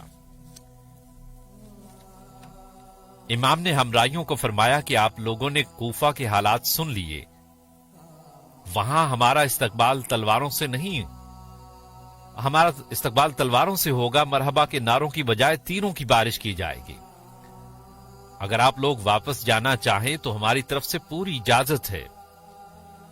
کچھ لوگ ابھی کچھ سوچ ہی رہے تھے کہ حضرت مسلم رضی اللہ تعالیٰ عنہ کے حقیقی بھائی محمد بن عقیل اور حضرت عبد الرحمن بن عقیل نے بیک زبان عرض کیا کہ ہم ہرگز واپس نہیں جائیں گے بلکہ اور تیزی سے بڑھتے رہیں گے۔ یا امام، ہم اپنے شہید بھائی اور بھتیجوں کا انتقام ضرور لیں گے، خواہ ہمیں خود قربان ہونا پڑے۔ امام علی مقام نے دوسرے ساتھیوں کی طرف دیکھا، سب نے اس حق میں اظہار رضامندی کیا۔ یہ مشورہ امام علی مقام نے اپنے خاندان کے افراد سے کیا تھا۔ آپ نے آئندہ پیش آنے والے حادثات کی نشاندہی کرتے ہوئے فرمایا، آپ سب لوگ پھر ایک بار سوچ لیں، انجام کو سامنے رکھ کر فیصلہ کریں۔ لیکن خاندان اہل بیت کے تمام افراد نے یہی فیصلہ دیا کہ حضرت مسلم رضی اللہ تعالیٰ عنہ کا انتقام ہر قیمت پر لیا جائے گا۔ قدرت کو حضرت حسین علیہ السلام سے جو خاص کام لینا تھا، اس کے لیے ضروری تھا کہ آپ کا دامن کہیں بھی داغدار نہ ہو۔ آپ کو موقع دیا گیا کہ ساتھیوں کی مکمل رضامندی حاصل کر لیں۔ سامنے اس دردناک خبر کو عورتوں سے کب تک چھپایا جا سکتا تھا؟ آپ خیموں کے اندر تشریف لے گئے تو سامنے حضرت مسلم رضی اللہ تعالیٰ عنہ کی صاحبزادی پر نظر پڑی۔ بچی کو دیکھتے ہی جذبہ رحم سے آپ کا دل بھر آیا۔ یہ بچی دونوں صاحبزادوں سے بڑی تھی۔ آپ آگے بڑھے اور بچی کے سر پر دستے شفقت رکھ دیا اور ساتھ ہی آپ زاروں قطار رونے لگے۔ بچی حیران ہو گئی، سراپا التجا بن کر عرض کی، بابا جان کیا بات ہے؟ اس سے پہلے تو آپ نے مجھے دیکھ کر ایسا نہیں کیا۔ خیر تو ہے بابا جان، آپ کیوں رو رہے ہیں؟ میرے ابا جان تو ٹھیک ہیں، میرے بھائی محمد اور ابراہیم تو خیریت سے ہیں۔ معصوم بچی کا سوال تھا یا درد کی تلوار؟ امام علی مقام علیہ السلام کا دل چر گیا۔ کیا جواب دیتے اس یتیم و بے نوا کو کہ جس کی ماں پہلے ہی وفات پا چکی ہے؟ اب باپ کا سایہ بھی سر سے اٹھ گیا۔ دو چھوٹے چھوٹے ماں جائے بھائی تھے، وہ بھی بچھڑ گئے۔ کس دل سے امام علی مقام یہ خبر سناتے؟ آپ روتے رہے، بچی نے بھی آپ کی طرف دیکھ کر رونا شروع کر دیا۔ باقی سید زادیاں بھی جمع ہو گئیں۔ حیرانی کی تصویر بن کر سب نے پوچھا، حضور خیریت تو ہے، آپ روتے کیوں ہیں؟ امام علی مقام نے آنسوں سے لبریز آنکھوں کو اوپر اٹھایا اور درد میں ڈوبی ہوئی آواز سے حضرت مسلم اور ان کے شہزادوں کی دردناک شہادت کی خبر سنائی۔ یہ خبر تھی یا بجلی جو دلوں پر گری اور سب کو تڑپا کر رکھ دیا؟ پھر کون کم روتا؟ آنسوؤں کے دھارے بہہ رہے ہیں، خیموں میں کوہرام مچ گیا، کسی کو تسلی دینے کا ہوش بھی نہیں تھا، سب روئے جا رہے تھے۔ امام علی مقام نے جی کرا کر کے فرمایا کہ صبر کرو اے ناموس محمد، صبر کرو، اللہ صبر کرنے والوں کے ساتھ ہے، ابھی تو ابتدا ہوئی ہے، خدا جانے ابھی تمہیں کیا کیا مصیبتیں دیکھنا ہے۔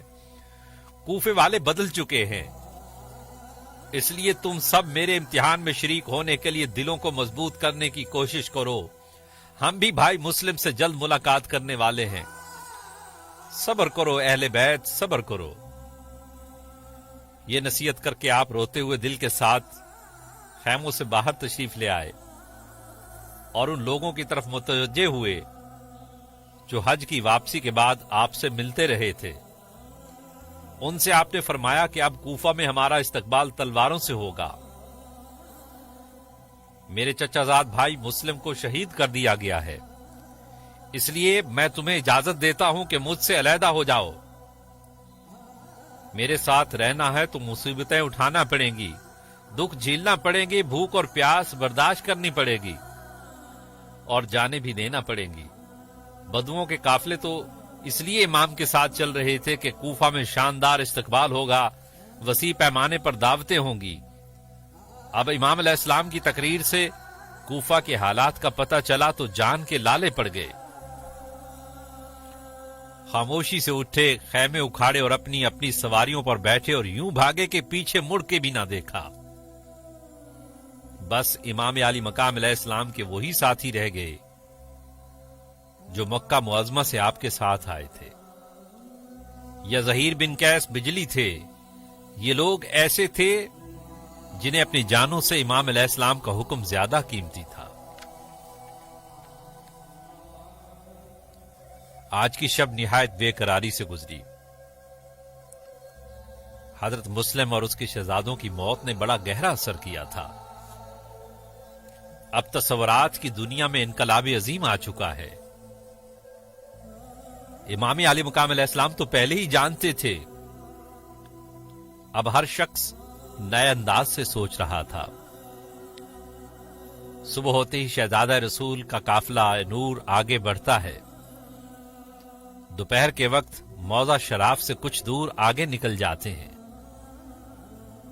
سامنے کی طرف دیکھ کر ایک شخص نے کہا کہ کھجوروں کے درخت نظر آتے ہیں، وہاں سائے میں تھوڑی دیر آرام کریں گے۔ قبیلہ بنی اسد کے دو شخصوں نے بتایا کہ اس مقام پر کھجور کا کوئی درخت نہیں، ممکن ہے کچھ سوار ہوں۔ امام علی مقام علیہ السلام نے دیکھ کر فرمایا کہ ہمیں بھی سوار ہی معلوم ہوتے ہیں، کیا تمہیں کوئی ایسی جگہ معلوم ہے جو پشت پر ہو جس سے فائدہ اٹھا کر ہم ان سے مقابلہ کر سکیں؟ انہوں نے عرض کی کوہ ذو حشم ہے، اگر آپ جلدی کریں اور ان سواروں سے پہلے اس پر قبضہ کر لیں تو بہت بہتر ہوگا۔ شہزادہ کونین علیہ السلام نے سواریوں کو تیز کر دیا اور کوہ ذو حشم کے دامن میں قافلہ اتار دیا۔ اب ٹھنڈے پانی کا چشمہ بھی آپ کے قبضہ میں تھا اور جنگی اعتبار سے بھی آپ کا مورچہ مضبوط تھا۔ चंद घड़ियों के बाद आपके सामने 1000 सिपाहियों की फौज डेरा डाल रही थी। उस फौज का सिपा सालार हुर था। वो अकेला आगे बढ़ा और इमाम आली मकाम अलैहिस्सलाम से मुलाकात की ख्वाहिश का इजहार किया। आपने फरमाया आ जाओ। हुर हाजिर हुआ और कदम बोसी करके मुअद्दब खड़ा हो गया। इमाम अली मकाम ने पूछा कि तुम्हारा नाम क्या है? अर्ज किया कि हुर बिन यजीद रियाही। पूछा क्यों आए हो? अर्ज किया आया नहीं, भेजा गया हूं। पूछा किसने भेजा? अर्ज किया इब्ने जियाद ने भेजा है कि आपको गिरफ्तार करके कूफा ले आऊं। नमाज जोहर का वक्त हो चुका था। पानी के चश्मा पर इमाम अली मकाम का कब्जा था। कोई और होता तो अपने दुश्मनों को चश्मे के करीब न भटकने देता, मगर ये साकी कौसर का शहजादा था। आपने फरमाया कि बाकी बातें बाद में होंगी, चश्मा से खुद भी पानी पियो और अपने जानवरों को भी पानी पिलाओ। वजू करके नमाज की तैयारी करो। दोनों जानिब के लोगों ने वजू किए। शहजादा कौनैन के शहजादे शबी मुस्तफा अली अकबर ने आजान कही। नमाज की तैयारी होने लगी। इमाम अली मकाम ने हुर्क से मुखातिब करके फरमाया अपने साथियों के इमाम तुम बनोगे या हमारे पीछे नमाज पढ़ोगे? हुर ने अर्ज की या इमाम, आपके होते हुए मैं नमाज कैसे पढ़ा सकता हूं? आप पेशवाए आलम हैं और इमाम जहान हैं। इमाम बरहक के होते हुए मैं नमाज कैसे पढ़ा सकता हूं? मैं आपकी इक्तदा में नमाज पढ़ूंगा। इमाम अली मकाम की इक्तदा में हुर और उसके साथियों सारे लश्कर ने नमाज अदा की।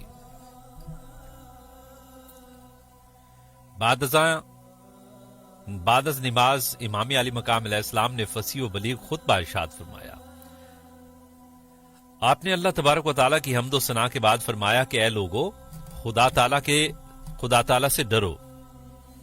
तुम्हारे लिए क्या ही अच्छा है कि अगर तुम हमारा हक पहचानो और यकीन रखो कि अल्लाह ताला की रजामंदी और खुशनुदी इसी में है कि तुम अहले बैत रसूल को इन जालमों के मुकाबला में उलुल अम्र के ज्यादा मुस्तहक समझो। अगर ये सआदत तुम्हारे नसीब में नहीं और तुम यजीद के मुकाबला में हमें नापसंद करते हो तो हमें वापस जाने दो, इसलिए कि हम खुद नहीं आए बल्कि तुम्हारे बुलाने पर आए हैं। तुमने हमें खतों पर खत लिखे हैं कि हम बेईमान हैं, हमारी दस्तगीरी कीजिए। हुर ने अर्ज की मुझे इन खतूत के बारे में कोई इल्म नहीं है और ना ही मैंने कोई खत लिखा है। इमाम अली मकाम अलैहिस्सलाम ने साथियों को खत लाने वाला उकबा बिन समान था, उनको फरमाया कि कूफियों के खत लाओ। फिर 2 खुर्जियां खतूत से भरी हुई उलट दी गईं। खतूत का ढेर लग गया। हुर की आंखें एक लम्हा के लिए निदामत से झुक गईं। ये निदामत कूफा वालों की तरफ से थी, वरना हुर ने तो इमाम को कोई खत लिखा ही नहीं था, ना ही किसी खत पर उसके दस्तखत मौजूद थे। अलबत्ता उस लश्कर में चंद लोग ऐसे थे जिन्होंने खतूत पर दस्तखत किए थे।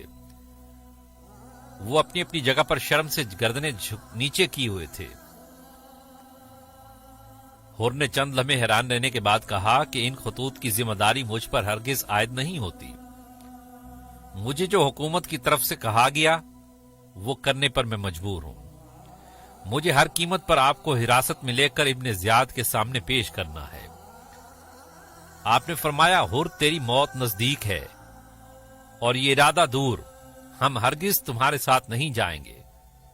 फिर अपने साथियों से फरमाया कि तैयारी करो, हम वापस चलते हैं। हुर ने कहा कि मैं आपको वापस नहीं जाने दूंगा। इमाम अली मकाम अलैहिस्सलाम ने फरमाया तुझे तेरी मां रोए, तू क्या चाहता है?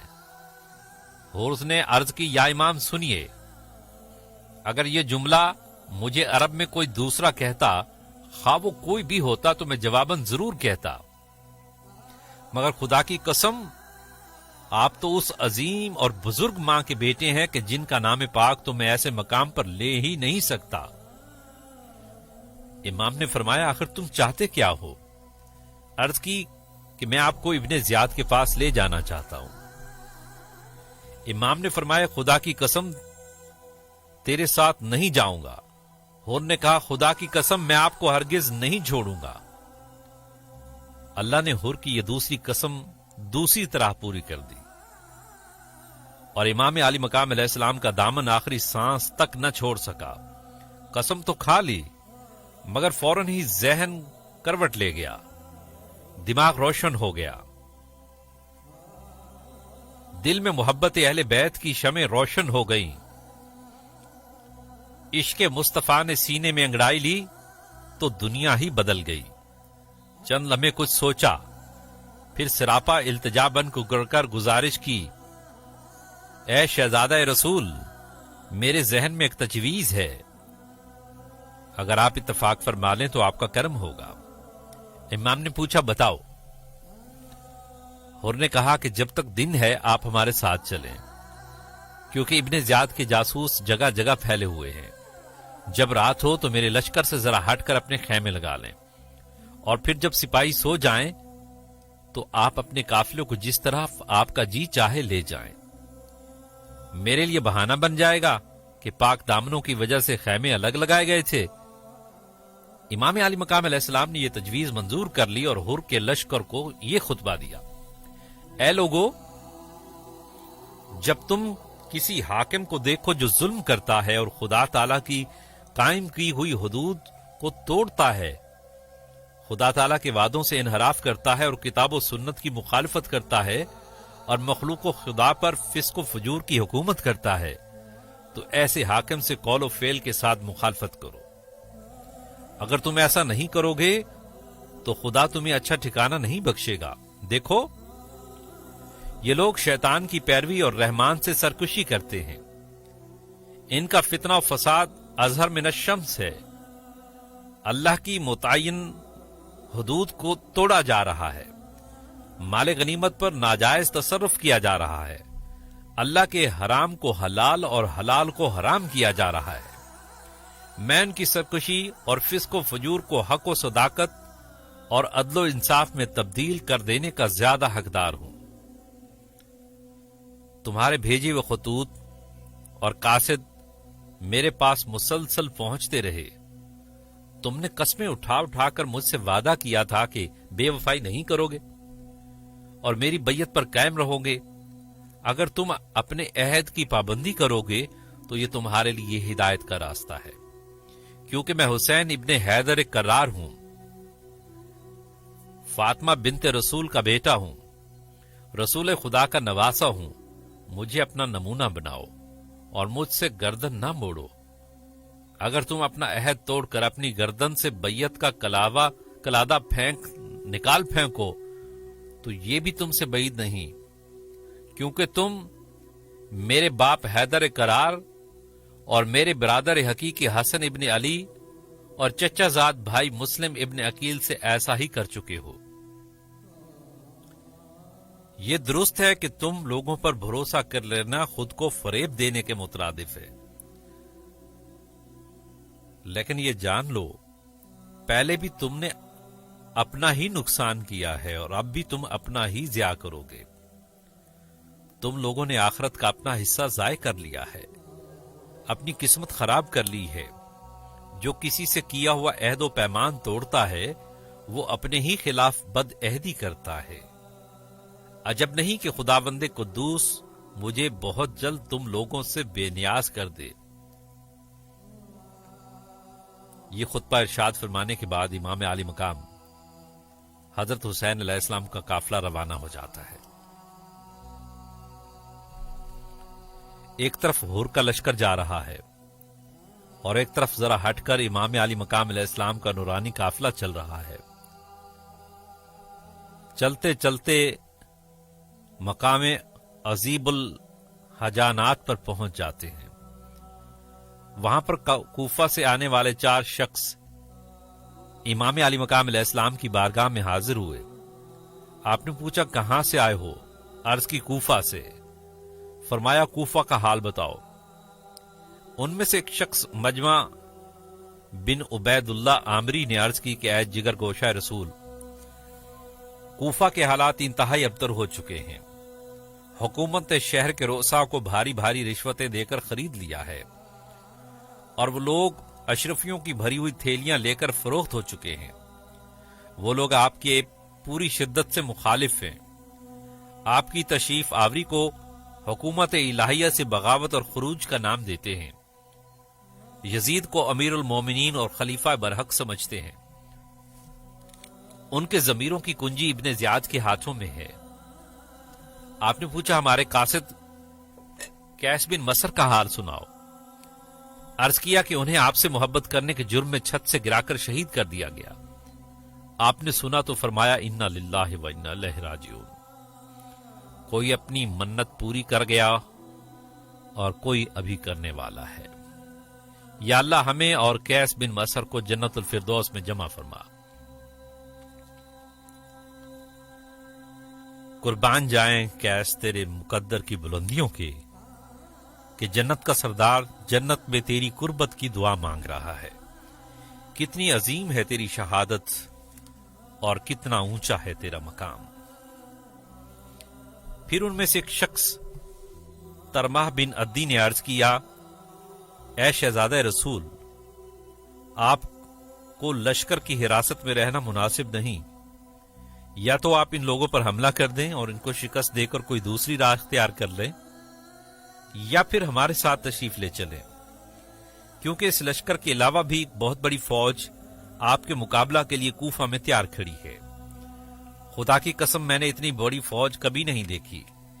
اس لیے اچھی بات تو یہی ہے کہ یا اب آپ ابھی ان پر حملہ کر دیں اور ہمیں آپ کے ساتھ شرکت کرنے کی سعادت حاصل ہو جائے، یا پھر ہمارے ساتھ چلیں اور ہم کوہ آجا کے دامن میں رہتے ہیں.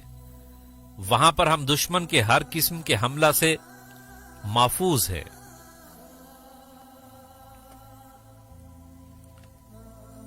آپ وہاں جا کر ایک خطبہ ارشاد فرمائیں گے تو قبیلہ بنی طے کے 20,000 آدمی آپ پر فدا ہونے کے لیے 10 روز کے اندر ہی اندر اکٹھے ہو جائیں گے، اور جب تک کوئی آنکھ پلک جھپکتی رہے گی وہ آپ پر فدا ہوتے رہیں گے.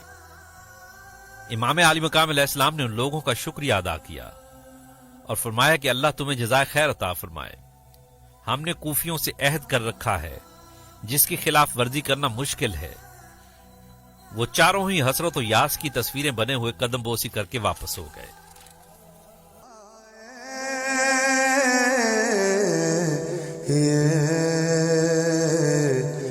بہن سکینہ کہتی تھی کہ دنیا سے گزر جاؤں گی بابا،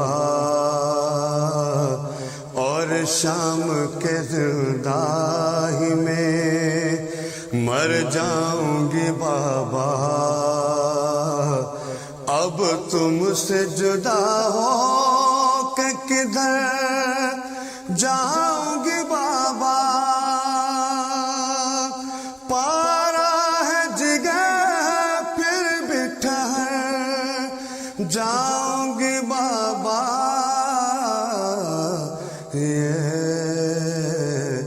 بہن سکینہ کے تھے یہ کہہ کے گئے تھے کہ ابھی آتا ہوں بی بی، پانی کہیں مل جائے تو میں لاتا ہوں بی بی. میں خون جگر پیتا ہوں غم کھاتا ہوں بی بی. اللہ نگہبان ہے میں جاتا ہوں بی بی.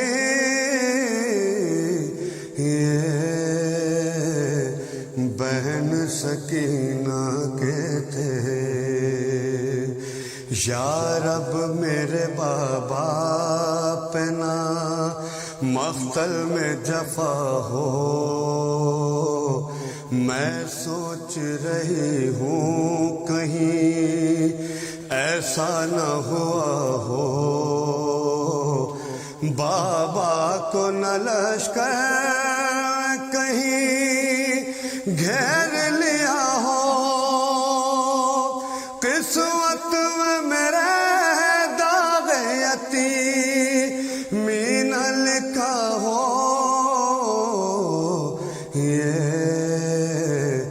بہن سکینہ کے تھے،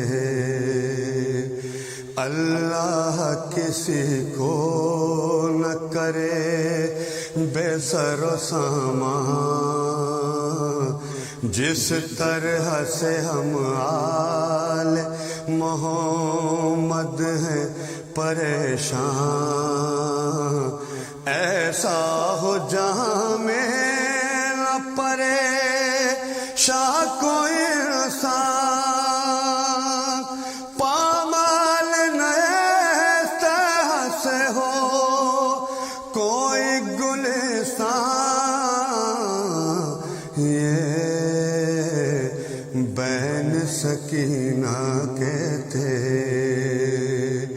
رخ بدلے ہوئے اہل گلستاں ہیں پھوپھی جان، یہ امت احمد یہ مسلمان ہے پھوپھی جان، بابا کے نانے کے یہ ماں ہے پھوپھی جان، آثار یتیمی کے نما یہاں ہے پھوپھی جان، یہ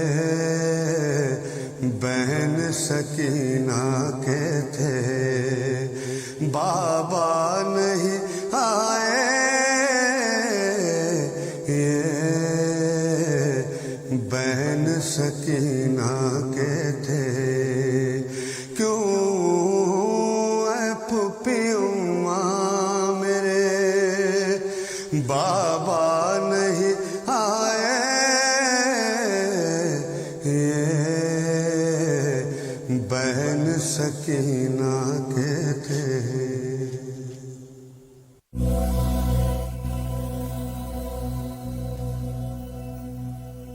سب سامنے تھی، خواب کی تعبیر آ گئی، ہے کربلا تو منزل شبیر آ گئی۔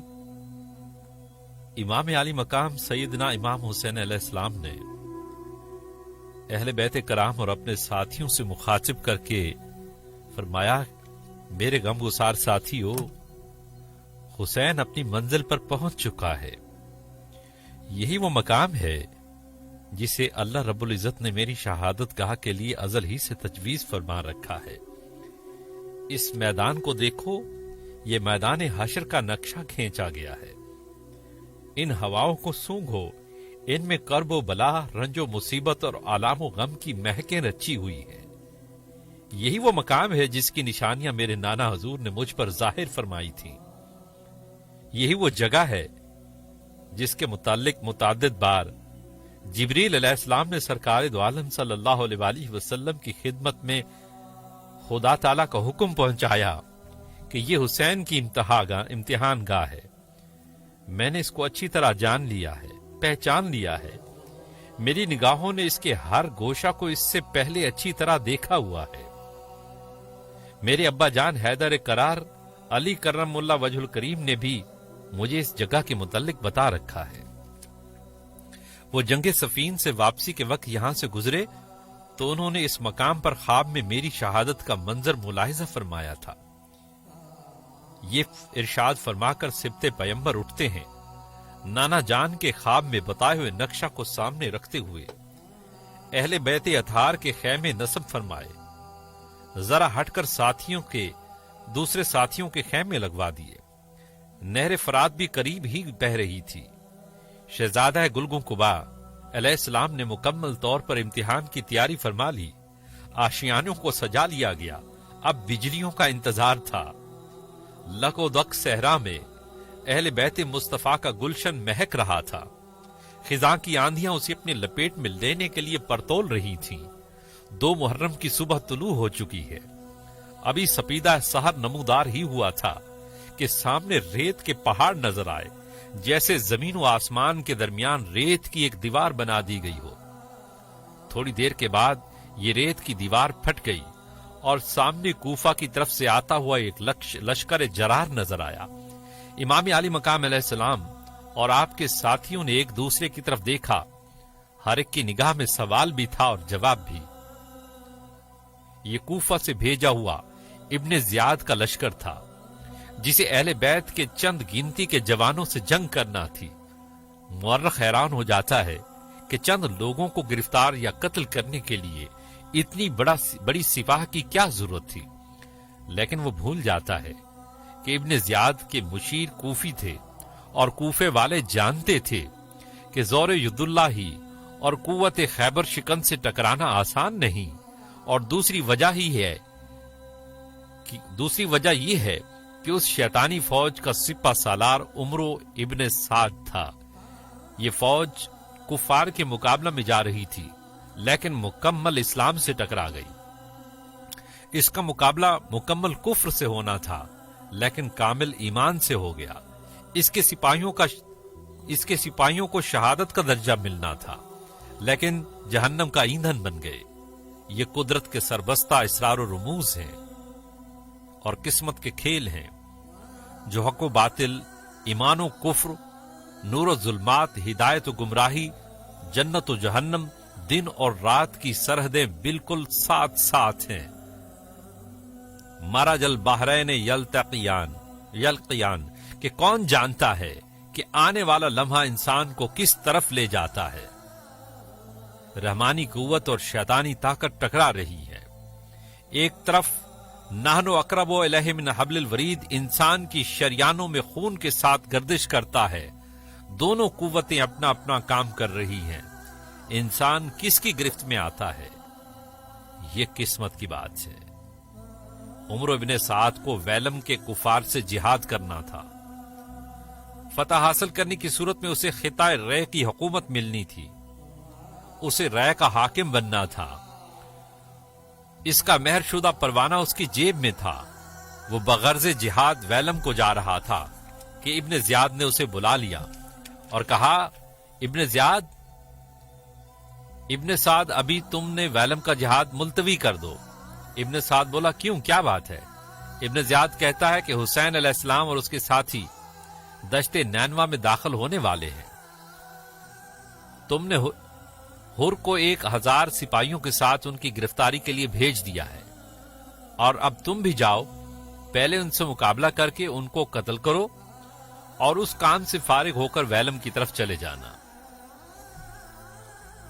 ابن سعد بولا، جناب مجھے میرے کام پر جانے دیں، 1000 سپاہی کافی ہوتے ہیں۔ حسین علیہ السلام کے ساتھ چند ساتھی ہیں جن پر ہر آسانی سے کامیابی حاصل کر لے گا۔ میں نے ہر کو سب کچھ اچھی طرح سمجھا کر روانہ کیا ہے۔ ابن زیاد بولا، بحث کی ضرورت نہیں، تم پہلے حسین علیہ السلام کو قتل کرو گے، پھر دوسرے کام ہوں گے۔ ابن سعد بولا، میرے لیے یہ مشکل امر ہے، لہذا مجھے اس کام سے معاف رکھا جائے۔ ابن زیاد بولا، لاؤ پھر وہ عہد نامہ مجھے دے دو جس پر تمہیں رے کی حکومت دینے کا معاہدہ لکھا ہوا ہے۔ ابن سعد گھبرا کر، مجھے ایک رات سوچنے کی مہلت دی جائے۔ ابن زیاد بولا، اجازت ہے، لیکن کل تمہیں ان 2 باتوں میں سے ایک کرنا ہوگی، یا تو حسین علیہ السلام کا سر کاٹ کر لانا ہوگا یا رے کی حکومت کا نوشتہ واپس کرنا ہوگا۔ ابن سعد صبح جواب دینے کا وعدہ کر کے واپس آ گیا۔ ساتھیوں سے مشورہ کیا، سب نے بیک زبان قتل حسین سے منع کیا، اور اس کے بھانجے حمزہ بن مغیرہ نے کہا کہ رے کی حکومت تو نہایت معمولی چیز ہے، اگر تمام جہان کی سلطنت بھی ملتی ہے تو اسے چھوڑ دینا اس سے بدرجہ بہتر ہے کہ خدا تعالیٰ کو دشمن اہل بیت رسول اور قاتل حسین بن کر ملے۔ ابن سعد نے سب کے مشوروں کو سنا، دماغ میں 2 مختلف خیال لے کر سونے کی تیاری کرنے لگا، لیکن نیند کہاں آتی۔ انتہائی ذہنی کشمکش کا عالم ہے۔ ایک طرف رے کی حکومت ہے، دوسری طرف نواسہ رسول سے ٹکرانا ہے، ایک طرف دنیا ملنے کی توقع ہے، دوسری طرف دین کی گردن پر چھری چلانا پڑتی ہے۔ ایک طرف دنیا کی بادشاہی ہے، دوسری طرف آخرت کی سرخ روئی ہے۔ ایک طرف دنیا کا تخت ہے، دوسری طرف جنت سے محرومی کا ڈر ہے۔ ضمیر اور نفس امارہ میں جنگ جاری ہے۔